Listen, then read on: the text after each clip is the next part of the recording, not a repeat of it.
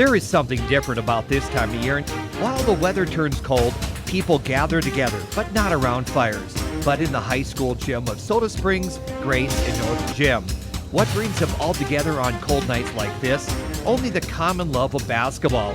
And as the boys of the county take to the stage once again, KBRV, the Bear, and My Local Radio join them on their journey through the long winter, with the end goal of the state championship lurking on the far side. This season, hopes are high. In all three schools, the excitement is growing. It's once more time to take the court, and the Cardinals, Cowboys, and Grizzlies are determined to make sure that the season is one to remember. This year, boys basketball is brought to you on KBRV by Monsanto, Hunsinger Ford, Silver Star Communications, and by Cook Brothers Broadcasting. The night is cold, so let the hot hands warm it up on your home for boys basketball all season long. KBRV, The Bear, and MyLocalRadio.com.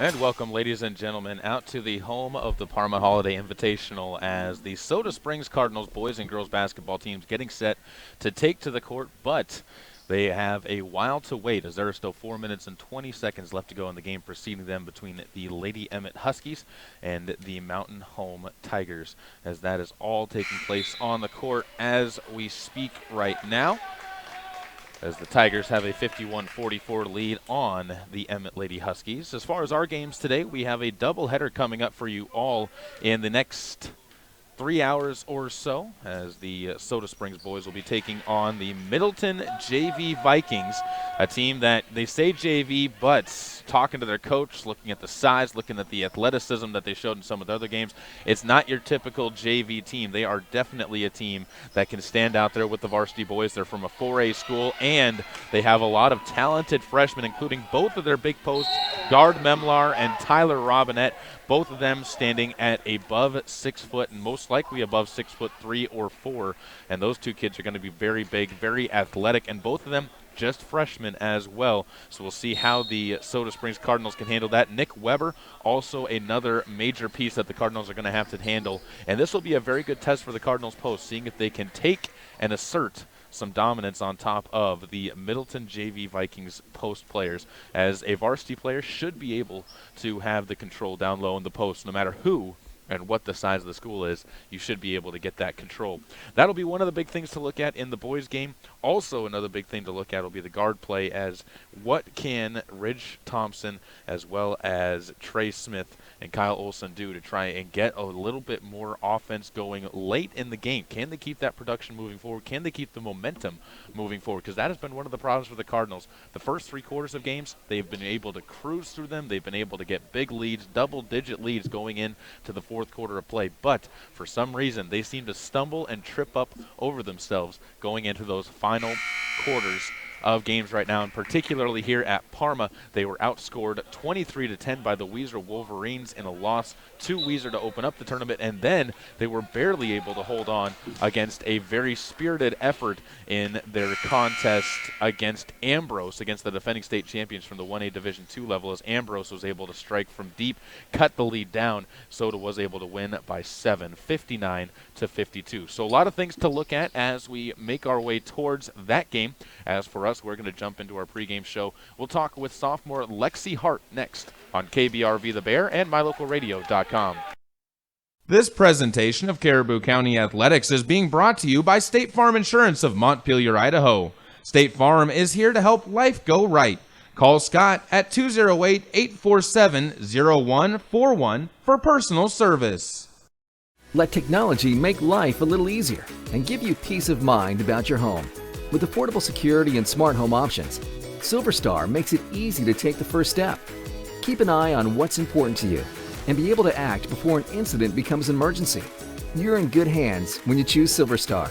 We've been bringing cutting-edge technology and star treatment customer service to Eastern Idaho and Western Wyoming for nearly 70 years. Call us today and ask about our starter security and smart home packages.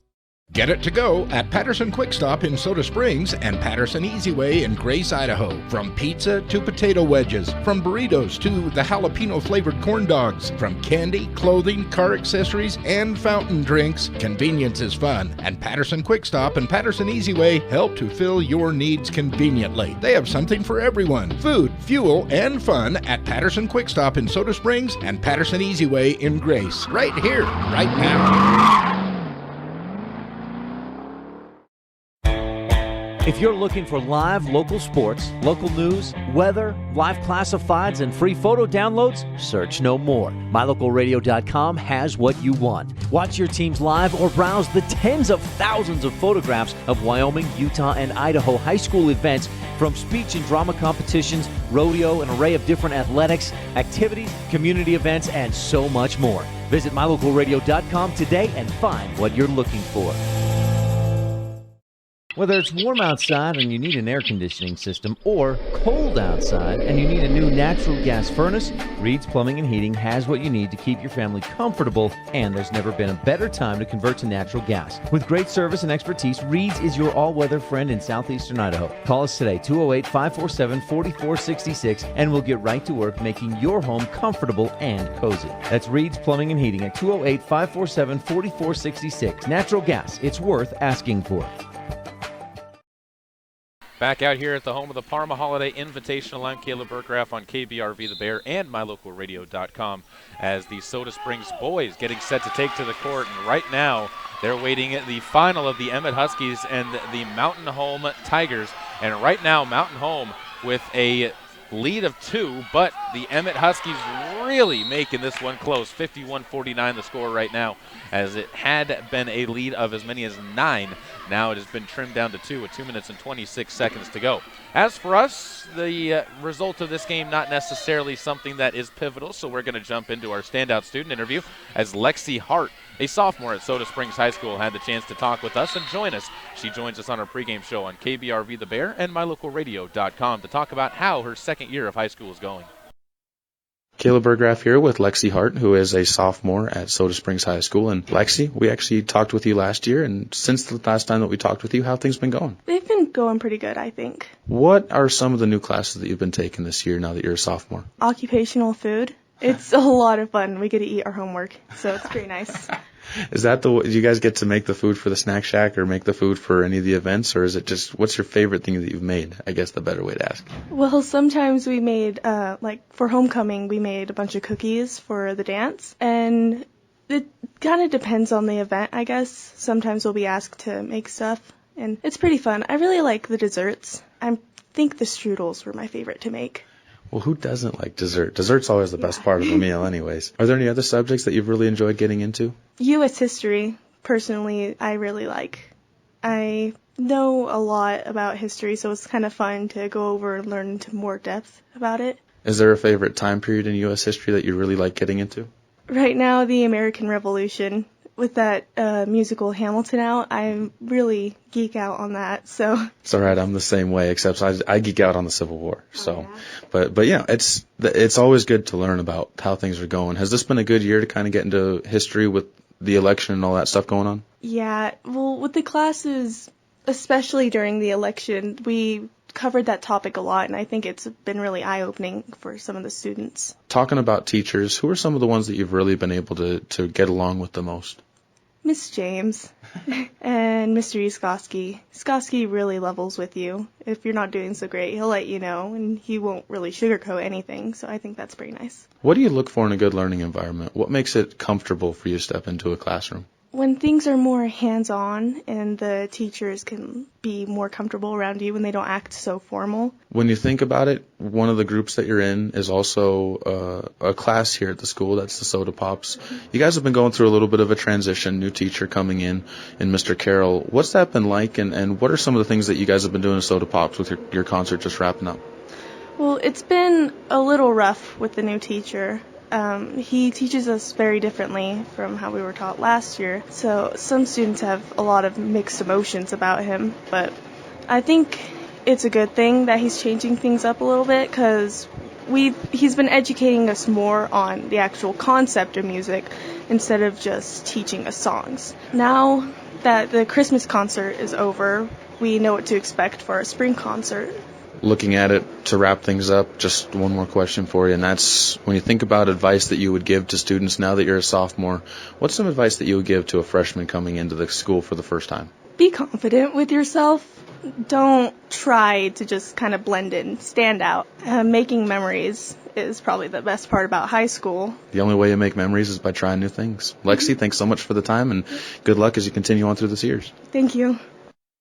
That was sophomore Lexi Hart from Soda Springs High School. We appreciated having her join us on the show, and we wish her the best luck as she continues on through the high school season and the high school year as the second semester is on the way here. 1 minute and 21 seconds left to go, 53-49 your score on the Summit Welding and Construction scoreboard between the Emmett Lady Huskies and the Mountain Home Lady Tigers as we continue to approach our start of the boys basketball team from Soda Springs taking on the Middleton Vikings JV team, which again does not have all of the tellings of a normal JV team that you would think about if you're looking at a 2A school. This is a 4A high school, and Middleton definitely is the real deal. Watching them take to the court, they've had a tough matchup with Ryrie in their first game, and Ryrie in the championship game now beat them 61-47.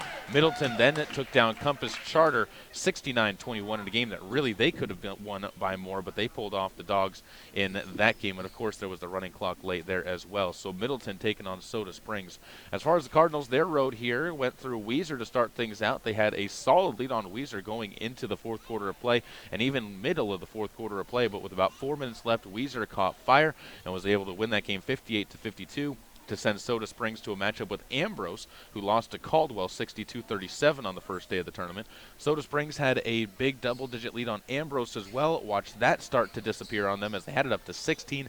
Ambrose cut it down to 3 in the middle of the fourth quarter before Soda Springs saw a couple of the Ambrose archers start to foul out, and Soda Springs was able to get into that championship game for the consolation bracket where they will take on Middleton today. So that is where we stand. That is the road to where we are. As far as what else we're going to talk about, we have a chance to discuss the game between the Soda Springs Lady Cardinals and the Parma Panthers. We'll talk more about that game coming up on the other side of this break on KBRV The Bear and MyLocalRadio.com. This presentation of Caribou County Sports is being brought to you by Arctic Circle. After the game, be sure to grab dessert at Arctic Circle, where they have above-the-rim shakes and malts, as well as the best soft-serve cones in town. In a word, breastfeeding is amazing. It's empowering. It's the best thing I can do for my baby. It's rewarding. While every mom has a different way of describing breastfeeding, we all need help and encouragement. So know that support is there for you, from your family or from your friends. And at womenshealth.gov/it's only natural. Breastfeeding. It's only natural. Mother's love, mother's milk. Brought to you by the U.S. Department of Health and Human Services. I'm just a kid, and I've got asthma. You know just how upset I can get when I have an asthma attack. But you can help me to fight my asthma. Put my teddy bear in the freezer to wipe out dust mites. Dry off my rubber duckies and bath toys to get rid of mold. Discover other simple ways to prevent an asthma attack. Visit noattacks.org, brought to you by the U.S. EPA and the Ad Council. Because I don't want to feel like a fish with no water. Caribou County Athletics on KBRV are brought to you by Bear Lake Dental, where their commitment is to provide you with the highest standard of personalized dental care in a gentle, efficient, and professional manner. Call 208-847-0153 to schedule your appointment with Bear Lake Dental. Are you among the millions of Americans living with chronic pain? If so, you may think prescription opioids are the solution. Truth is, opioids only mask the pain, and they come with serious side effects, from nausea to withdrawal symptoms to overdose. There is another choice: physical therapy. Physical therapists treat pain through movement and exercise. Choose physical therapy. Visit moveforwardpt.com. This public service announcement is brought to you by the American Physical Therapy Association. This production of Caribou County Athletics is being brought to you by London Drug and Grace, your good neighbor pharmacy, locally owned, locally loved.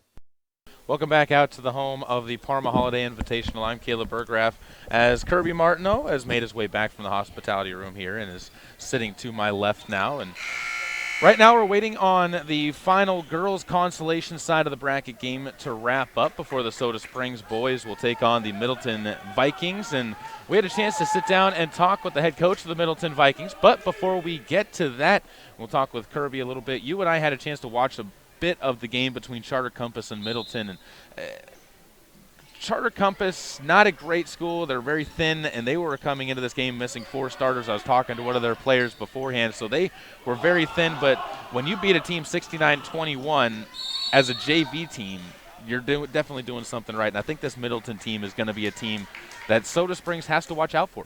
Oh, I definitely agree with that. They've got some good size. They've got some good not just size, but height as well as size, and they're going to be hard to move out from underneath the basket. Very talented bunch. I was quite impressed with them. And the other thing is, talking to Coach Zach Butler, they're young. 3 of their players are freshmen. Only one of those freshmen is starting, but the big number 44, guard Memlar, is a freshman. Number 24, Tyler Robinette, coming off the bench as a 6th man, as a freshman. Cy Eatons as a freshman. They only have a couple of juniors on that team, and there are a lot of sophomores and freshmen that are getting called up. And when you're at a 4A school, again, freshmen don't just get called up to the JV team on a whim at a big school like that. No, they don't. You know, it's hard for us to imagine. They have enough players. They actually have to cut every year and just pick those players that seem to have the skills that is needed to fill out the team. With Soda, we have to take everybody that comes out, or we wouldn't have enough to fill the teams.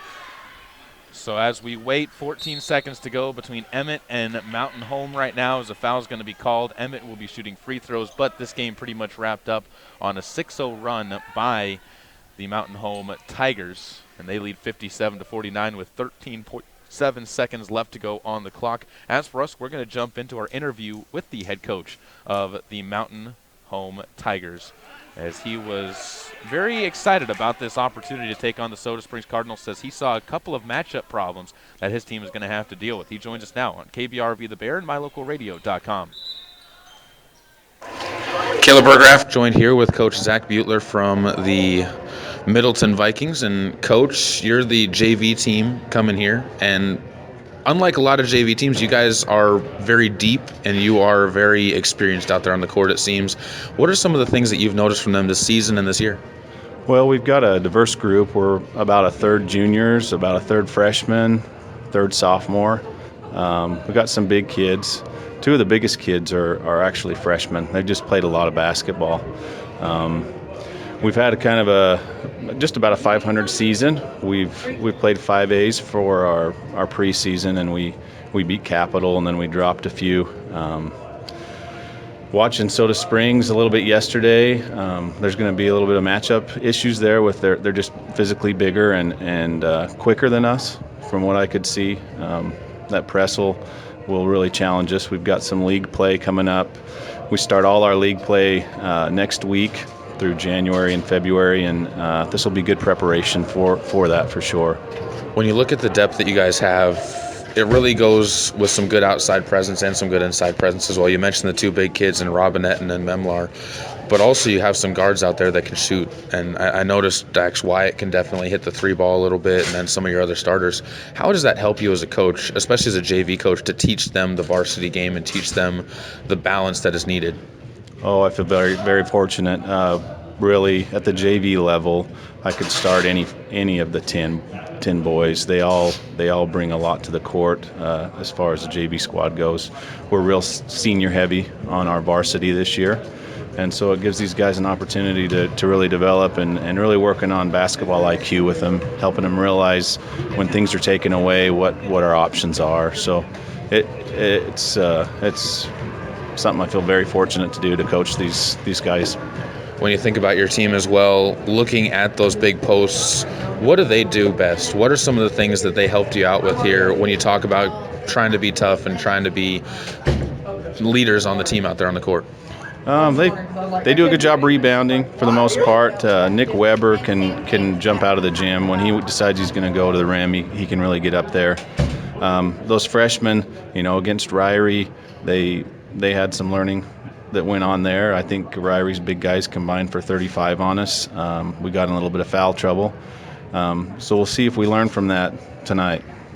Soda Springs, you mentioned the press, but outside of that, is there anything that you saw from them in the first couple of days of this tournament that you really noticed that they do well? Yeah, that point guard, I think it's number 10, really pushes the ball well, sees the floor well, and gets into the teeth of the defense. The bigs, both, they get the ball on the block, and if you're flat behind them, you're going to be in trouble. So we're going to have to try to counter that, get back on defense, see if we can slow the tempo of the game down a little bit. Coach, thank you so much for the time, and good luck as you guys get ready for the Cardinals. Thank you. That was Coach Zach Butler of the the Middle. I'm getting all confused and backed up on myself. That is the Middleton JV Vikings head coach that we just talked to there, and I appreciate him taking the time to join us on the program, as it's going to be an interesting game in this one. I think the Soda Springs Cardinals, we were talking with them a little bit, and they say that they're a little bit nervous about this. Not nervous about this game, I don't think, but they have some things they need to work on as well. And I think the biggest thing, Kirby, is closing out games in the fourth quarter. What do they do in order to get that position to where they feel comfortable closing games out? You know, we've not done that in this tournament yet. We play a pretty good first half, and then we seem to kind of falter some in the second half. I think, and what the coach has been pounding into their heads is the fact they need to play 4 quarters of basketball. And you play the second half exactly the way you play the first half, especially if you're up with a lead of 5 to 10 points, which they've had.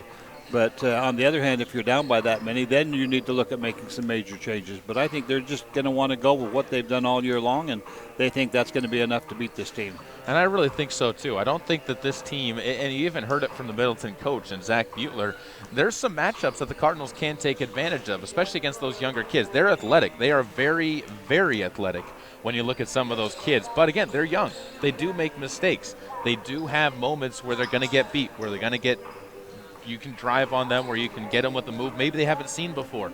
But the thing is, though, you have to be able to be consistent in what you put out there onto the court. And that's where the Cardinals have been struggling so far this year.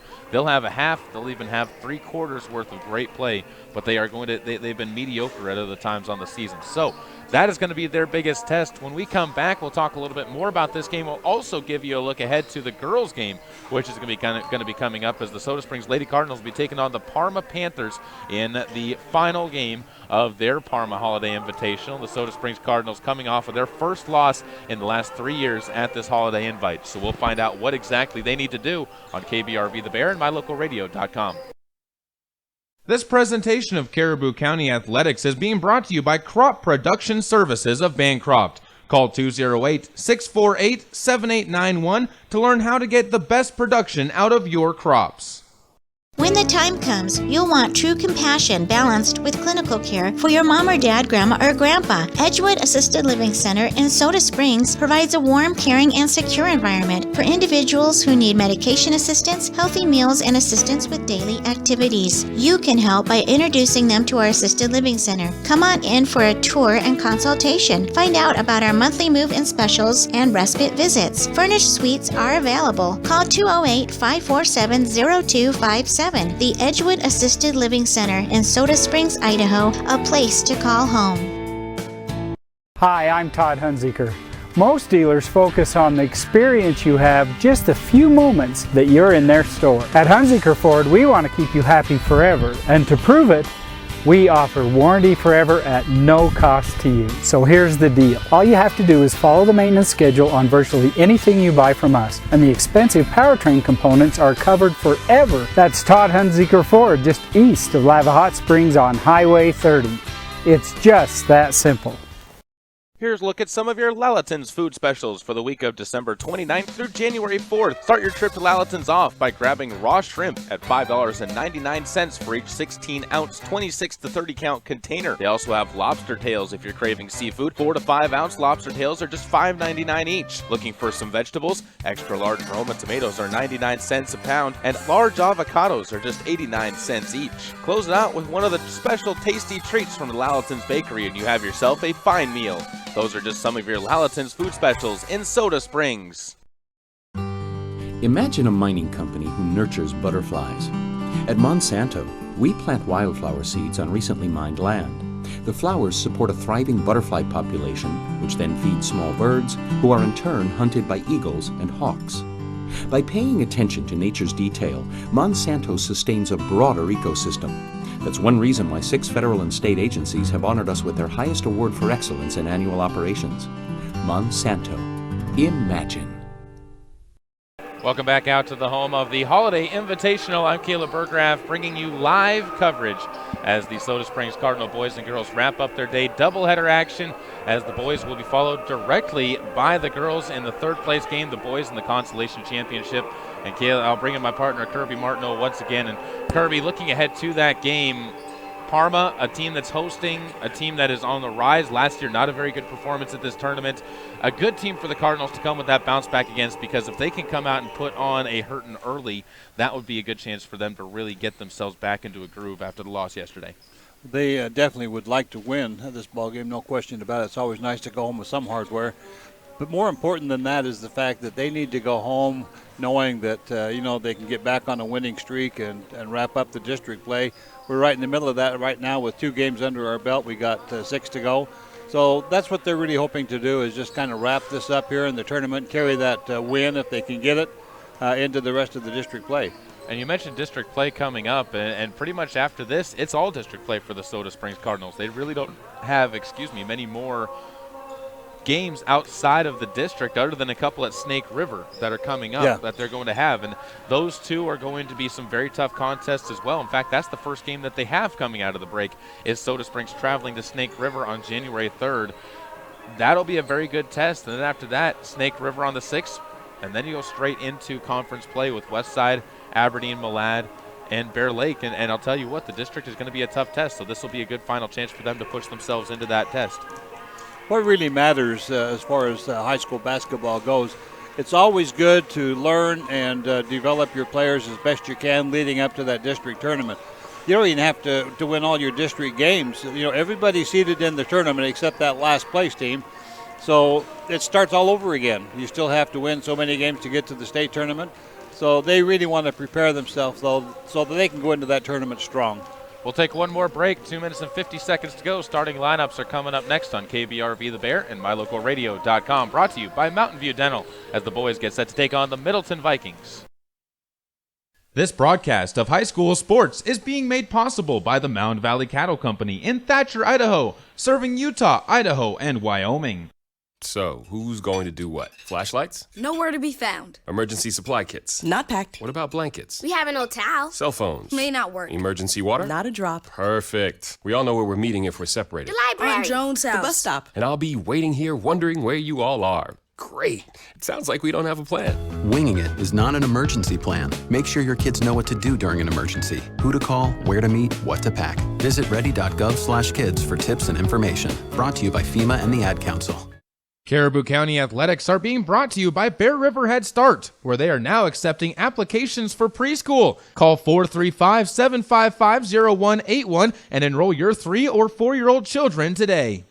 I missed a mortgage payment, but now I'm turning things around. With Sam, I can. Sam is Smart About Money, a free online resource from the National Endowment for Financial Education. We're an independent nonprofit foundation dedicated to helping people just like you get sound information about money at samican.org. Business has fallen off at work, but I'm getting prepared for whatever the future holds. With Sam, I can. Get empowered. Reach your financial goals. Visit samican.org. Paralyzed Veterans of America, National Service Officers. We've got an entire generation of men and women who have seen war. They're going to need voices. Paralyzed Veterans of America represents them. We're going to make sure that the Veterans Affairs gives them everything that they're entitled to. Get all the health care they need. Making a person's house adaptable. And we also focus on getting them a job. We help our veterans for free. Changing lives, building futures. That's Paralyzed Veterans of America. To learn more, visit pva.org. A public service message from Paralyzed Veterans of America. This presentation of Caribou County Athletics is being brought to you by Troy Young Plumbing and Heating. Call 208-221-0581 for all your plumbing needs, including new installs and remodels, repairs, furnace installation, and more. Welcome back out to the home of the Parma Holiday Invitational. Caleb Burgraff here alongside Kirby Martineau on KBRV The Bear and MyLocalRadio.com as the Soda Springs Cardinals getting set to take on the Middleton JV Vikings on your home for everything Caribou County. And the Soda Springs boys will be wearing the white home uniforms as we jump into our starting lineups, which are brought to you by Mountain View Dental, where they provide general and cosmetic dentistry for the whole family. Good luck to the Cardinals from Dr. Walker and his staff. Cardinals, as I said, wearing the home white uniforms with red numbers and Soda Springs written across the front.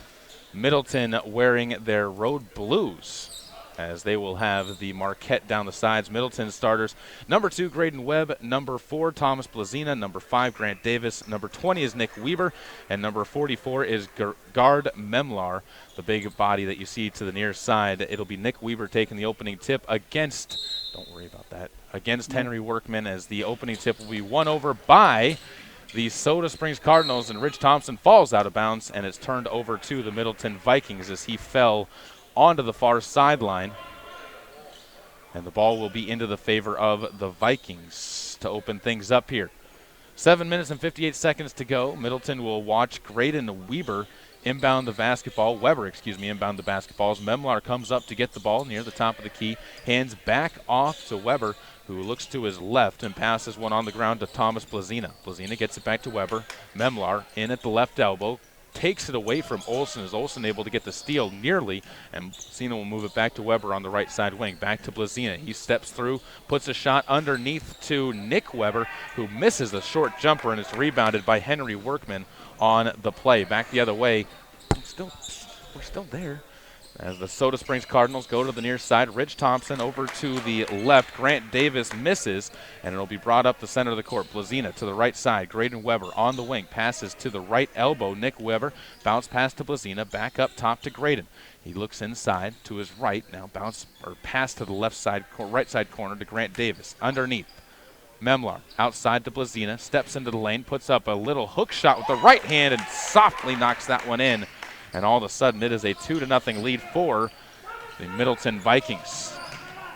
Trey Smith bringing the ball forward for the Cardinals. Gets it ahead to Workman just in front of the timeline. Steps to the top of the key, and now we'll back pass this one to Trey Smith, who hands it off to Ridge Thompson on the far side. Ridge goes up top to Trey Smith. Now to the right side, Olsen. Thompson, turnaround jumper in the lane as he got the ball fed to him. Puts up the shot, can't hit it. Rebounded on the play by Nick Weber, and it'll be brought back up again by the Vikings. Into the lane, Blazina passes back out. It'll be Graydon holding the ball there as Weber goes to his right and backs out. Almost has it poked away by Ridge Thompson. Looks to the near side. Now backs out near half court once again. Back to Blazina. Tries to step to his left. Now through the legs, and now tries to go to his left once again. Memlar comes up, gets the ball popped up into the air inside by the Cardinals, and it remains Middleton basketball with 6 minutes and 3 seconds left to go. So the Middleton JV Vikings will inbound. It'll be Nick Weber to look the ball in, and he finds it to Graydon. Graydon loses it, though, stripped away by Kyle Olsen, and they'll push the pace up. And Ridge Thompson streaking down the court, beats the entire defense and lays that one in. Good offense there played by Ridge. Good streak in order to get that one back. And now the press that we heard was a concern for Coach Butler will force another turnover. Smith stealing it away and getting it to Workman, who stands in the lane. The Cardinals doing good by putting 3 people up there into the front court, Kirby. They're going to need all those big people up there in the front court. They've got some good size they're playing against, and they have to make the most of what they've got. Workman at the line, right-handed shooter, after being fouled on the play by Thomas Blazina. First foul by either team. Thomas just trying to avoid giving up the 2 points. Gave up those 2 and one more as Workman gets the Cardinals a 3-point lead, 5-2 on the Summit Welding and Construction scoreboard. 2 minutes here into the first quarter of play.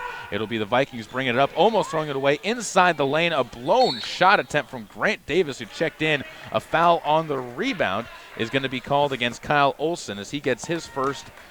And the ball will remain with the Vikings with 5 minutes and 36 seconds left to go. Cy Eaton to inbound the ball. He'll stand on the left side of the hoop from our vantage point here above the bleachers, as he looks to bounce one in and finds the hands of Nick Weber in the corner.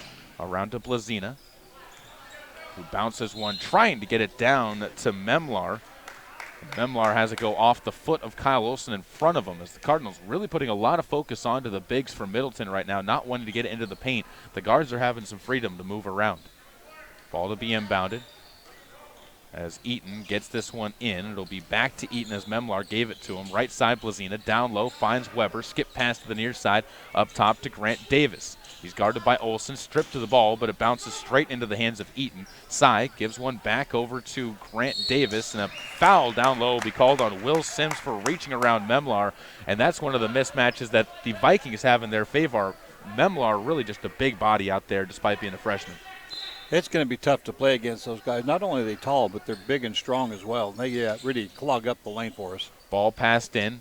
Middleton goes up top. Blazina goes right side, and Memlar can't pick up a pass. It was behind him. He made his cut just a little bit before Blazina thought he was going to, and the pass goes behind him. So the Cardinals will have to bring it up against the press after the third Middleton JV turnover, and Ridge Thompson trying to get around the big body of Nick Weber, and Nick just could not move his feet, and Middleton picks up their second foul. That was a lot of hustle that time, but ended up with a few floor burns. Trey Smith again to inbound from the baseline after the second foul on Middleton. Ridge Thompson again gets the inbounds, beats the trap that was in the far corner, and lofts a pass near side to Olsen, who brings it the rest of the way. Right side, Workman, short 15-foot jumper, no good. Tipped around, but rebounded by Weber for his second of the game, and now he's going to be fouled, and Trey Smith knows it, walking away without even a look behind him as he got caught reaching.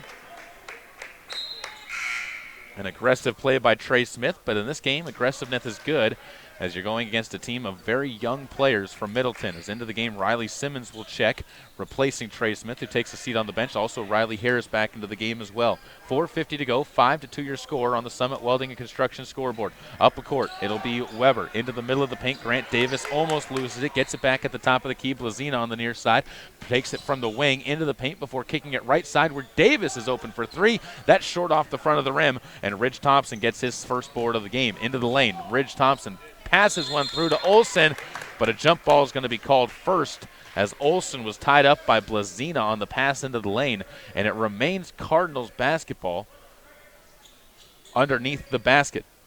So they must have given the opening tip to the Middleton Vikings as the ball will be inbounded, taken by Workman. Pass to Harris, who finds Thompson in the lane. A turnaround shot off the back of the rim, no good. Rebounded by Workman, and he's fouled on the way up. That foul will go against Cy Eaton, and Workman gets a rebound. We'll see if they call it in the act of shooting. It should be, and no, yes, it will be a shooting foul. So Workman at the line for a pair of free throws as the junior. A chance for giving the Cardinals more cushion on their lead. 4:20 to go. 5-2, make it 6-2 as Workman knocks home the free throw here in the first quarter, almost halfway through.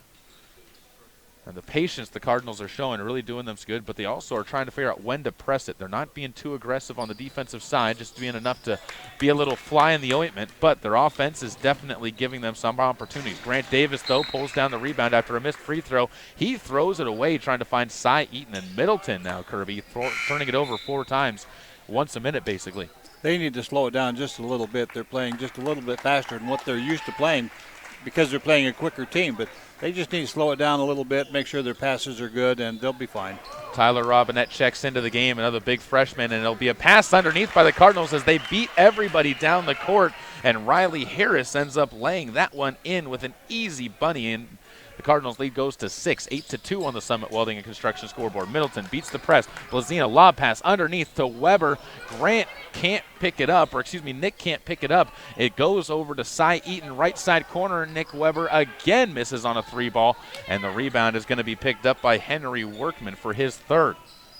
Our team rebound to the Vikings on that as well, as Olsen will bring it to the right side. Kyle looks to his left. Asks for Simmons to flare out, now passes it off to him. Riley brings it to his right and looks back for Kyle. Thompson flashes in between the 2 rings. 3 minutes and 24 seconds to go. Harris at the top of the elbow, goes back to Workman. Had a flashing Olsen behind him, but did not go to him. Instead, they'll back it out to Simmons once again. 3 minutes and 13 seconds to go. Thompson inside finds Olsen, who is able to get position. A foul will be called on the floor as Memlar ends up losing his footing and cutting off the back of the knees of Kyle Olsen. Dangerous play there. That is a dangerous play, and the fouls are really starting to add up. They've got 4 fouls now, only 2 away from the bonus here, and there's still 3 minutes to go in the very first quarter. Cardinals with 3 fouls themselves as this game could turn into a physical game. Last day, you're tired, and it always ends up bringing a little bit of a different look from teams when you start getting that fatigue. Ball passed over the backboard, picked up by Workman. A little baby hook from Henry. Can't find the bottom of the hoop, and it's tipped out of bounds. Last touched by the Cardinals for another rebound from Middleton and the JV. 3:01 to go. They trail by 6, 8-2 on the Summit Welding and Construction scoreboard. The Soda Springs Cardinals looking for the consolation championship this year, and they'll get another steal. This time it's Trey Smith who pulls away the basketball, takes it himself to the hoop, and Trey's onto the scoreboard for the first time as a timeout will be taken by Middleton. They trail 10-2. We'll take one as well on KBRV The Bear and MyLocalRadio.com. When the time comes, you'll want true compassion balanced with clinical care for your mom or dad, grandma, or grandpa. Edgewood Assisted Living Center in Soda Springs provides a warm, caring, and secure environment for individuals who need medication assistance, healthy meals, and assistance with daily activities. You can help by introducing them to our Assisted Living Center. Come on in for a tour and consultation. Find out about our monthly move-in specials and respite visits. Furnished suites are available. Call 208-547-0257. The Edgewood Assisted Living Center in Soda Springs, Idaho, a place to call home.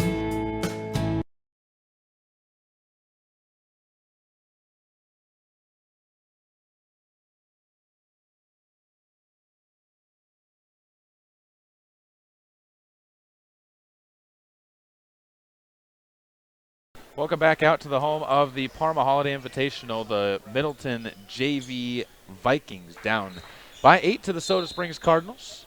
10-2, Soda Springs on top, and the ball will be brought forward by Middleton to the right side. They go to Weber into the middle of the lane and laying it up and in. Tyler Robinette gets himself onto the board, and Middleton breaks a long run by the Cardinals that have been 10-0, and now the Cardinals will almost turn it over, but on the line, and luckily on the line for his sake, Alec Winkle ends up giving the ball back to the Cardinals, and he had laid it back into play, but there were 3 Cardinals and no Vikings around to where he laid it into, so it was going to be Soda Springs basketball no matter what. 2 minutes and 35 to go, 10-4 your score on the Summit Welding and Construction scoreboard. Smith gets the ball out. Simmons rises, puts up a 3-ball. That's good. Riley Simmons showing off his length as he knocks home the first Bear Lake Drug three-pointer of the game.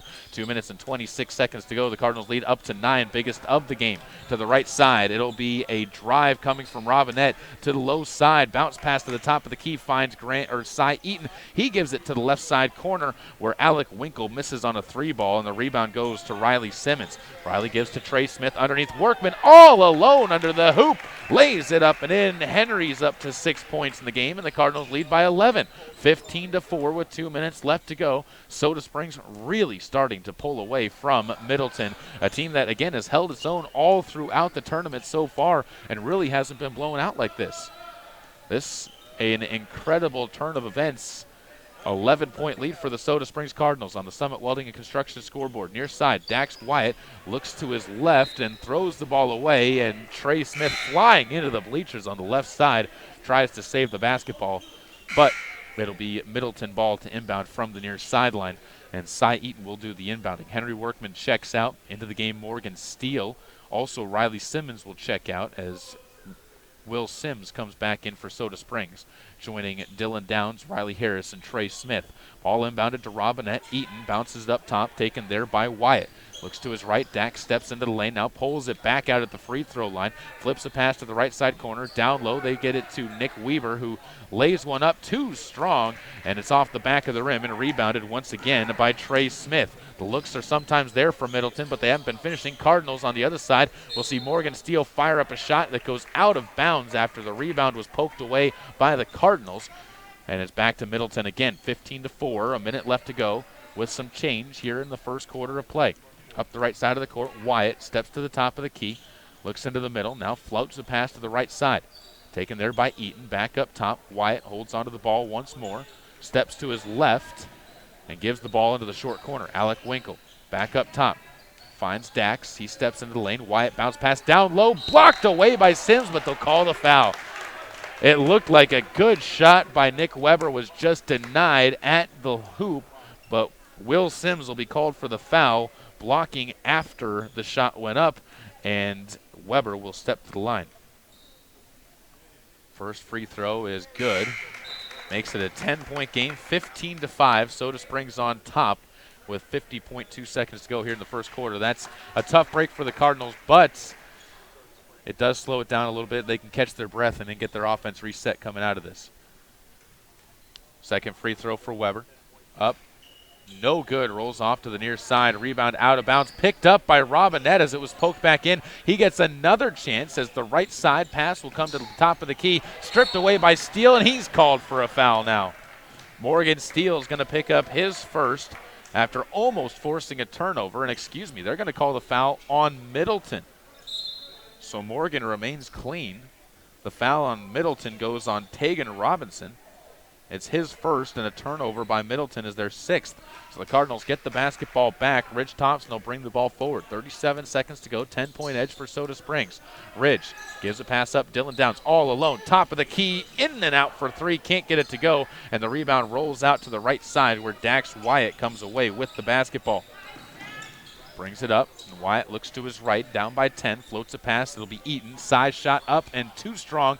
This time Ridge Thompson flies in. Can't finish the board, though. Robinette gets it up to Eaton again with 12 seconds to go. He goes back to Robinette, back to Eaton. The two playing catch on the right side. They'll swing it to Wyatt. Dax feeds it to the corner. That's a shot up by Robinson, missed. And this time a foul called on the rebound attempt. And it'll go, I believe, against Robinette. Or it goes on Ridge Thompson. As at first I saw the Soda Springs fans standing up and applauding it, but instead Thompson is going to be called for a foul. And now Greg Bergholm asking a question to the officials as the Vikings will get a chance to inbound from underneath their own basket. 3.1 seconds to go. And doing the inbounding is Cy Eaton. Looks deep. Now goes to the right side. Robinson left alone for three off of the side of the rim. This time Riley Harris controls the rebound, and the Cardinals will wrap it up with a 15-5 lead going to the second quarter of play on KBRV The Bear and MyLocalRadio.com. Caribou County Athletics on KBRV are brought to you by Bear Lake Dental, where their commitment is to provide you with the highest standard of personalized dental care in a gentle, efficient, and professional manner. Call 208-847-0153 to schedule your appointment with Bear Lake Dental. Get it to go at Patterson Quick Stop in Soda Springs and Patterson Easy Way in Grace, Idaho. From pizza to potato wedges, from burritos to the jalapeno flavored corn dogs, from candy, clothing, car accessories, and fountain drinks, convenience is fun. And Patterson Quick Stop and Patterson Easy Way help to fill your needs conveniently. They have something for everyone: food, fuel, and fun at Patterson Quick Stop in Soda Springs and Patterson Easy Way in Grace. Right here, right now. Here's a look at some of your Lalaton's food specials for the week of December 29th through January 4th. Start your trip to Lalaton's off by grabbing raw shrimp at $5.99 for each 16-ounce, 26 to 30-count container. They also have lobster tails if you're craving seafood. 4 to 5-ounce lobster tails are just $5.99 each. Looking for some vegetables? Extra large Roma tomatoes are 99 cents a pound, and large avocados are just 89 cents each. Close it out with one of the special tasty treats from Lalaton's Bakery, and you have yourself a fine meal. Those are just some of your Lalaton's food specials in Soda Springs. Back here at the home of the Parma Holiday Invitational on KBRV The Bear and MyLocalRadio.com. A couple missed shots by the Middleton Vikings result in the ball being picked up and brought up the court by the Cardinals. And they'll have a chance to build on a 10-point lead, 15-5, 30 seconds into the second quarter of play. And a foul called off the ball. This one picked up by Dax Wyatt, who gets his first. That is the sixth team foul on the Middleton Vikings. Cardinals with 5 of their own. And it'll be Morgan Steele to inbound from the far side as it's picked up by Rich Thompson. All inbounds plays brought to you again by Sanders Furniture and Appliance in Soda Springs. And a kick ball will give them another inbounds play as Cy Eaton got a foot into the passing lane and poked it out of bounds with his toes. 2 minutes and 23 seconds to go. Rich Thompson to his right on the wing. Tries to spin to the lane. Pulls one down low. It'll be taken by Workman. Turnaround is up. And he's going to be fouled on the floor.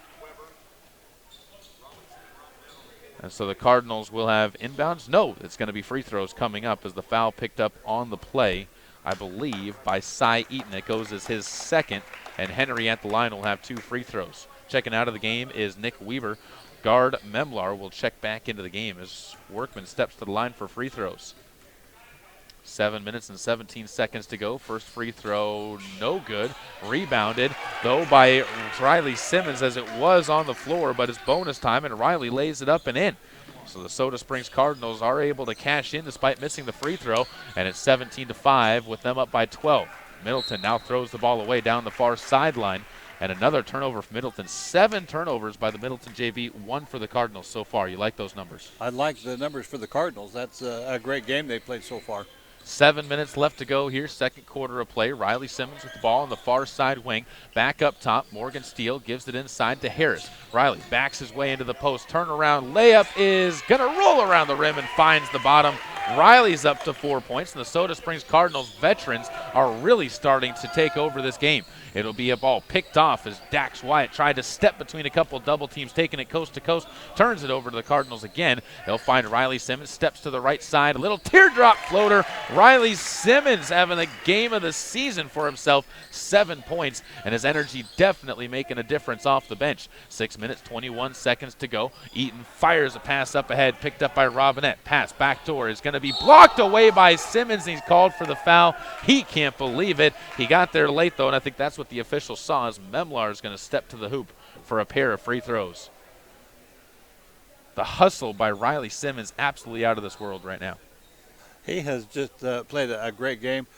Riley Simmons is one of those players that you don't expect a whole lot from, just a consistent play, defensive and offensively. But in this tournament, he's done an excellent job.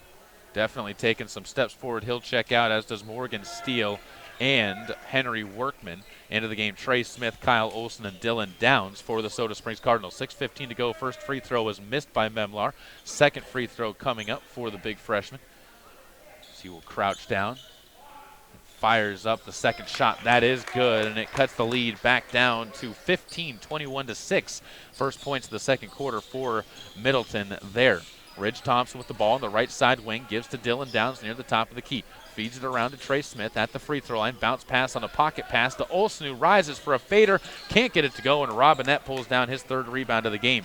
Up the court quickly, Blazina goes to the far side. Pass back to him, picked off. It's Olsen who goes all the way. He lays it up and in, and the Cardinals just outrunning the Middleton Vikings right now, and that is something that you can always control as a coach, and that's exactly what the Vikings will do, as Zach Butler will call a timeout, and they'll talk things over with their team on the near sideline. 2 minutes, or 23-6 the score right now, Kirby, and I'll tell you what, the Cardinals, again, the hustle really just has been the big difference. You know, I'm really glad to see that. When a team comes into a tournament, they want to win, the championship, no question about it. And when they get eliminated from that in the first day, you wonder what they're going to do the rest of the tournament, if they're going to play solid ball the second game and third game. But they have certainly shown that they're not going to let up at all. They're going to go and give it their best effort and just see what happens. 5 minutes and 45 seconds to go, 23-6. The Cardinals up by 17 out of the timeout. It'll be Middleton basketball for another Sanders Furniture and Appliance inbounds play. The Cardinals doing it all from inside scoring, too. Only 1 3-point basket and only 2 free throws out of those 23 points. 18 shots, and the majority of those coming from within 17 feet. Ball bounced over to the right side. It'll be brought up by Wyatt for a moment. Gives it over to Blazina. Blazina gets it up ahead. It'll be taken by Graydon Weber. And Weber will be stripped of the ball but fouled by Trey Smith. Trey Smith will pick up his second foul on that play. So with 5:33 to go, it'll be bonus time, and Graydon Weber will step to the free throw line. Right-handed shooter as well, tall, spindly figure, about the same height as Henry Workman, maybe a little bit taller. And that's the thing about these Middleton kids. They're tall, they're just still learning the game. I wish we had that type of talent to choose from in Soda Springs. We just take what we got, and, it seems like down here they grow them big. First free throw good, earns the second one. 23-7 now your score, and it'll make it 23-8 as he knocks home the second free throw. 3 straight points for Middleton, has them back within 15. 23-8. Rich Thompson into the paint, steps around, backdoor pass to Harris, who is blocked from behind by Robinette. Might have been some contact, but doesn't get called by the officials, and it'll be back over to Middleton as picking up the ball as guard Memlar on the drive forward. Underneath pass, Graydon Weber is going to be able to get 2 chances but can't finish, and he has Wiley Harris come away with the board. Up the far side, Cardinals almost throw it away. Henry Workman left wide open for 3, almost airballs it, and Olsen saves it back into play right to Robinette, and Robinette's going to have this one bounce into the hands of Weber as Olsen gets the rebound, but the Cardinals will turn it over. Over to the near side. It'll be taken underneath the basket by Dax Wyatt, or excuse me, left corner by Wyatt. Brings it around in between the rings. 4 minutes and 44 seconds to go. To the left side, Dax has the ball poked away as Ridge Thompson pokes it into the bench on the near side. As Graydon Weber was looking to get the ball. Robinette will check out. Nick Weber will check back into the game, as does Grant Davis for Middleton. Wearing the dark uniforms on your screen at mylocalradio.com. And Middleton written across the front in gold as the ball poked away again. And on the near side, they'll have to inbound from the baseline now. 4 minutes and 38 seconds to go. Cardinals comfortably in front. This game that you'd like to assert dominance in, though. And if you're the Cardinals, make a statement. Shot in, layup by by Nick Weber, no good. Workman pulls down the rebound. Up ahead, Ridge Thompson short on the shot, and on the rebound for a foul is called. And down low, Memlar, I think, judging by the expression on his face, is going to get called for it. I think it was on Riley Harris, who hit the deck down low. And Riley Harris will have free throws coming up, I believe, as it'll be 1-1. Loose ball foul. So Riley will step to the line. Harris already with 4 points. Chance to add to that, and he's also one of the better free throw shooters for the Cardinal boys. I'm not sure that they knew exactly what happened. Everybody's walking to the other end, and now they're back where they belong. As I say, he's the best free throw shooter. Memlar pulls down the rebound as he misses it. 23-8, and the Middleton again can look to build on this 3-0 run that they've been working on. Ball passed up ahead into the middle of the paint. Taking it is Weber. Graydon has it picked off, though. He tries to pass it up top to Blazin. Olsen to the lane, goes through the paint, throws it away himself as the Cardinals turn it over for the second time in the quarter. Up the court, right side, Blazin goes into the lane. He travels, and the running game not good for JV teams all the time, because sometimes they can get outside of their own comfort zone, and I think that's what happened there to Middleton. They got into a fast-paced up-and-down version of this game, and the Cardinals were able to get them out of position and forced to travel. 4 minutes to go, second quarter. Ridge Thompson to bring the ball forward. Comes across the center court logo with 3 minutes and 54 seconds to go. Kyle Olsen waits for Harris to flash top of the key. Gives it back to Olsen. Down low, Workman looks for Ridge Thompson, who he had a handoff option to. Instead takes it down, gives off to Harris. Back out to Downs, who rises from 15 for a fader. No good. Workman pulls down the board quickly with the putback. That's no good. And Memlar, another rebound for the Vikings. Up the court, Blazina goes near side, rising and putting up a three ball that kicks off the back rim. No good is Tegan Robinson. That was Alec Winkle. Near side, Blazina puts up a shot. That's no good, and the rebound again will be to the Soda Springs Cardinals as it goes out of bounds, last touched by Nick Weber, who saved them the second possession. 3 minutes and 18 seconds to go. 23-8, still your score on the Summit Welding and Construction scoreboard, with another Standards Furniture and Appliance inbounds play coming up from Kyle Olsen. Stick around at halftime for your Bear Lake Drug halftime show. As the Cardinals bring it forward, Riley Simmons gets it up ahead. Henry Workman into the lane, goes backside. Riley Harris wide open. He lays it up and in. Workman with the assist. Henry's got 6 points, 5 rebounds, and several assists now as the Cardinals lead back up to 17. 3:02 to go. Ball lofted forward. Weber to the cross paint into the Memlar, who steps into the lane. The freshman, an offensive foul as Riley Harris stepped in, got his feet planted behind, and Memlar took his backside and pushed it a little bit too far. You know, the interesting thing in this ball game, people don't realize how much difference there is between junior varsity ball and varsity ball. These kids have played junior varsity ball all year, and now they're trying to play at a varsity level, and their timing is just off a little bit. They don't quite know how to anticipate the speed of the other team. And again, you look at what Ryrie did to him, 61-47 in that game. That's going to be a good comparison for the Soda Springs Cardinals as to what they bring to the table. As the ball far side, Riley Simmons blocked into the bleachers by Robinette. A tall, lanky, quick individual, a lot quicker than Riley thought, because I don't think he expected him to close that gap. 2 minutes and 47 seconds to go. Now a turnover as Nick Weber gets the ball from the Cardinals. They've turned it over 4 times in the game now, and it'll be brought forward to the near side by Cy Eaton to the left corner. Grant Davis goes back to Eaton near the top of the key, steps towards the elbow, instead backs it out. Goes to the right side wing, pass into the corner, finds a wide open Weber, and Nick knocks home a deuce That's the first field goal of the quarter for Middleton. They'll put on the press once again. Cardinals to bring it forward, get it up ahead to Workman. Fakes the pass one way, looks to Riley Harris, now to Ridge Thompson. Rising quick three ball, no good off the side of the rim, and the rebound pulled in by Cy Eaton this time. Eaton will push the pace up the right side, crosses the timeline, and gives it to the corner. Grant Davis for three of his own. That's too strong. Weber again with the rebound inside, gives it out to the near corner. Eaton goes to his right, slips through a double team, but has it poked away by Olsen. I don't know how many turnovers Olsen's been able to force so far, but he's definitely had a big say in how this game's gone, and the Cardinals to build on a 15-point lead. Workman inside, rises, blocked away by Robinette. Back-to-back blocks by Robinette now, and another rebound to Nick Weber as he's able to corral the loose ball. 1 minute and 39 seconds to go to the right side. Cy Eaton goes down low. Robinette on the baseline, double team, gives it back up top, stepping through Grant Davis, punches it to Weber as he almost lost the ball. Weber lofts one, that's tipped up by Olsen again, passed up ahead on a two-bounce pass to Olsen, who waits for the defense to fly by, misses his opportunity and has the ball poked out of bounds. And the Middleton bench not happy with who the ball was called out on, but it will be Soda Springs basketball for the inbounds play according to the officials, with 1 minute and 19 seconds left to go. Simmons to inbound the ball after substitution in. Dakota Bybee checks back in for the Cardinals to give Workman a rest. Harris takes the inbounds play. Right side elbow, hands off to Ridge Thompson. He has the ball poked away but tracks it down. Left side wing. Simmons takes it there for a moment. Bounce pass back up top to Thompson. Ridge goes back to Simmons. Waits for a flasher through the lane as the Cardinals run a motion play, and Simmons will drive into the lane. He's fouled hard by Robinette and hits the deck to the thump that you can hear from here, and Riley Simmons will step to the line. He saw Robinette was giving him the baseline, drove underneath, and was able to beat Robinette to the corner. I like the aggressive play that time that Simmons had going to the basket. He went with authority and got the foul. First free throw no good, though, by Simmons. And he'll have one more attempt coming up. Workman to check back into the game after a quick breather, most likely an opportunity just to get a quick word from the coach. And he'll check back into the right side of the paint. Out of game goes Riley Harris.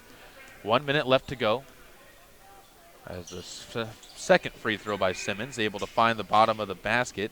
The Cardinals now 1 of 4 free throw shooting here in the second quarter of play as a team, 3 of 7. 53 seconds to go. Middleton with the basketball. Bring it up the center of the court to the near side. A bounce pass is fed down. It'll be up top. Robinette. They rotate it to Grant Davis. Davis up to Eaton. He gets beats his man, rises and puts down his long jumper from 16 feet. And Eaton's got his first field goal. Cardinals again push the pace back the other way. It'll be Riley Simmons rising for a short jumper from 15 on the wing. That's no good. Cy Eaton again with the board for Middleton. Bounce pass to the right side. Finds a wide open shot from Alec Winkle. That's no good. Robinette, though, with the rebound, kicks up top to Eaton for 3. And the foul on Kyle Olsen. Wow. Eaton with an and-one three-pointer brought to you by Bear Lake Drug will step to the line. Cuts it to an 11-point game and a chance to make it a 10-point ball game if he can knock home this shot as well.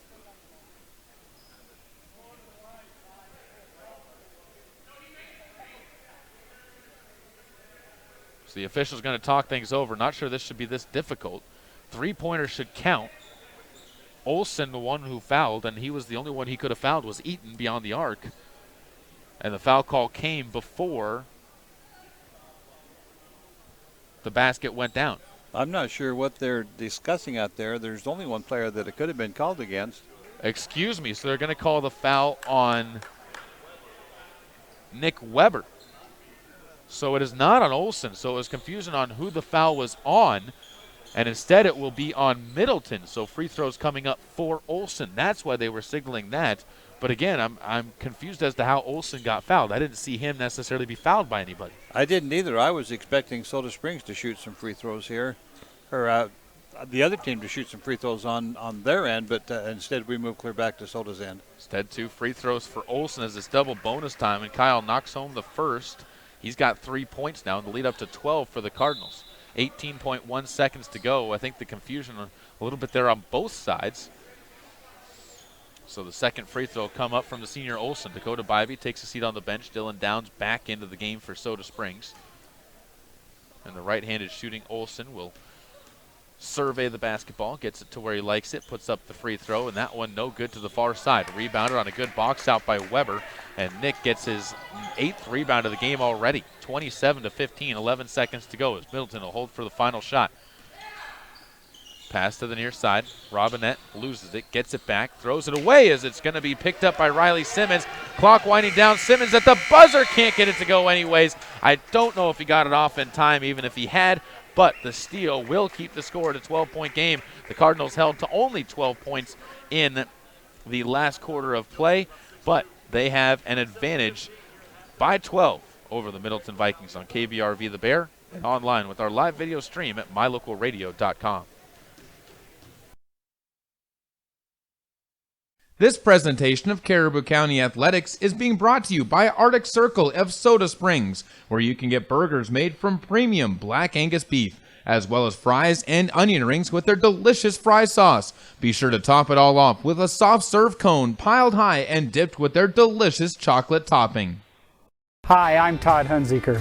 Most dealers focus on the experience you have just a few moments that you're in their store. At Hunziker Ford, we want to keep you happy forever, and to prove it, we offer warranty forever at no cost to you. So here's the deal. All you have to do is follow the maintenance schedule on virtually anything you buy from us, and the expensive powertrain components are covered forever. That's Todd Hunziker Ford, just east of Lava Hot Springs on Highway 30. It's just that simple. Imagine a mining company that respects the quality of the environment and health of natural ecosystems. At Monsanto, we don't begin mining unless we can ensure every safeguard is in place to respect the environment. And if they're not, then we don't mine. Simple as that. That's why we take steps before, during, and after mining to reach our goal of leaving the land even better than we found it. Monsanto. Imagine. This presentation of Caribou County Athletics is being brought to you by Troy Young Plumbing and Heating. Call 208-221-0581 for all your plumbing needs, including new installs and remodels, repairs, furnace installation, and more. If you're looking for live local sports, local news, weather, live classifieds, and free photo downloads, search no more. MyLocalRadio.com has what you want. Watch your teams live or browse the tens of thousands of photographs of Wyoming, Utah, and Idaho high school events, from speech and drama competitions, rodeo, an array of different athletics, activities, community events, and so much more. Visit MyLocalRadio.com today and find what you're looking for. Let technology make life a little easier and give you peace of mind about your home. With affordable security and smart home options, SilverStar makes it easy to take the first step. Keep an eye on what's important to you and be able to act before an incident becomes an emergency. You're in good hands when you choose SilverStar. We've been bringing cutting-edge technology and star treatment customer service to Eastern Idaho and Western Wyoming for nearly 70 years. Call us today and ask about our starter security and smart home packages. Welcome back out to the home of the Parma Holiday Invitational on KBRV The Bear and MyLocalRadio.com. Caleb Burkraft alongside Kirby Martineau as we take a look at your halftime highlights, brought to you by Gary Tusher, CPA, and the Bear Lake Drug Halftime Show. And right now, the Soda Springs Cardinals, again, spreading the ball around. Riley Simmons, though, the leading scorer in the game for the Cardinals. 8 points and 3 rebounds for the senior, who is also the #2 runner in the state at the 2A level in cross country. So he continues to show that he has the hustle and drive, which you knew that after the way that he played in that first game, or in the way that he ran in the cross country season as a whole for the Soda Springs Cardinals. After that, Henry Workman, 6 points and 6 rebounds. Really a good game on both sides of the ball right now. Riley Harris, 6 points and 2 rebounds.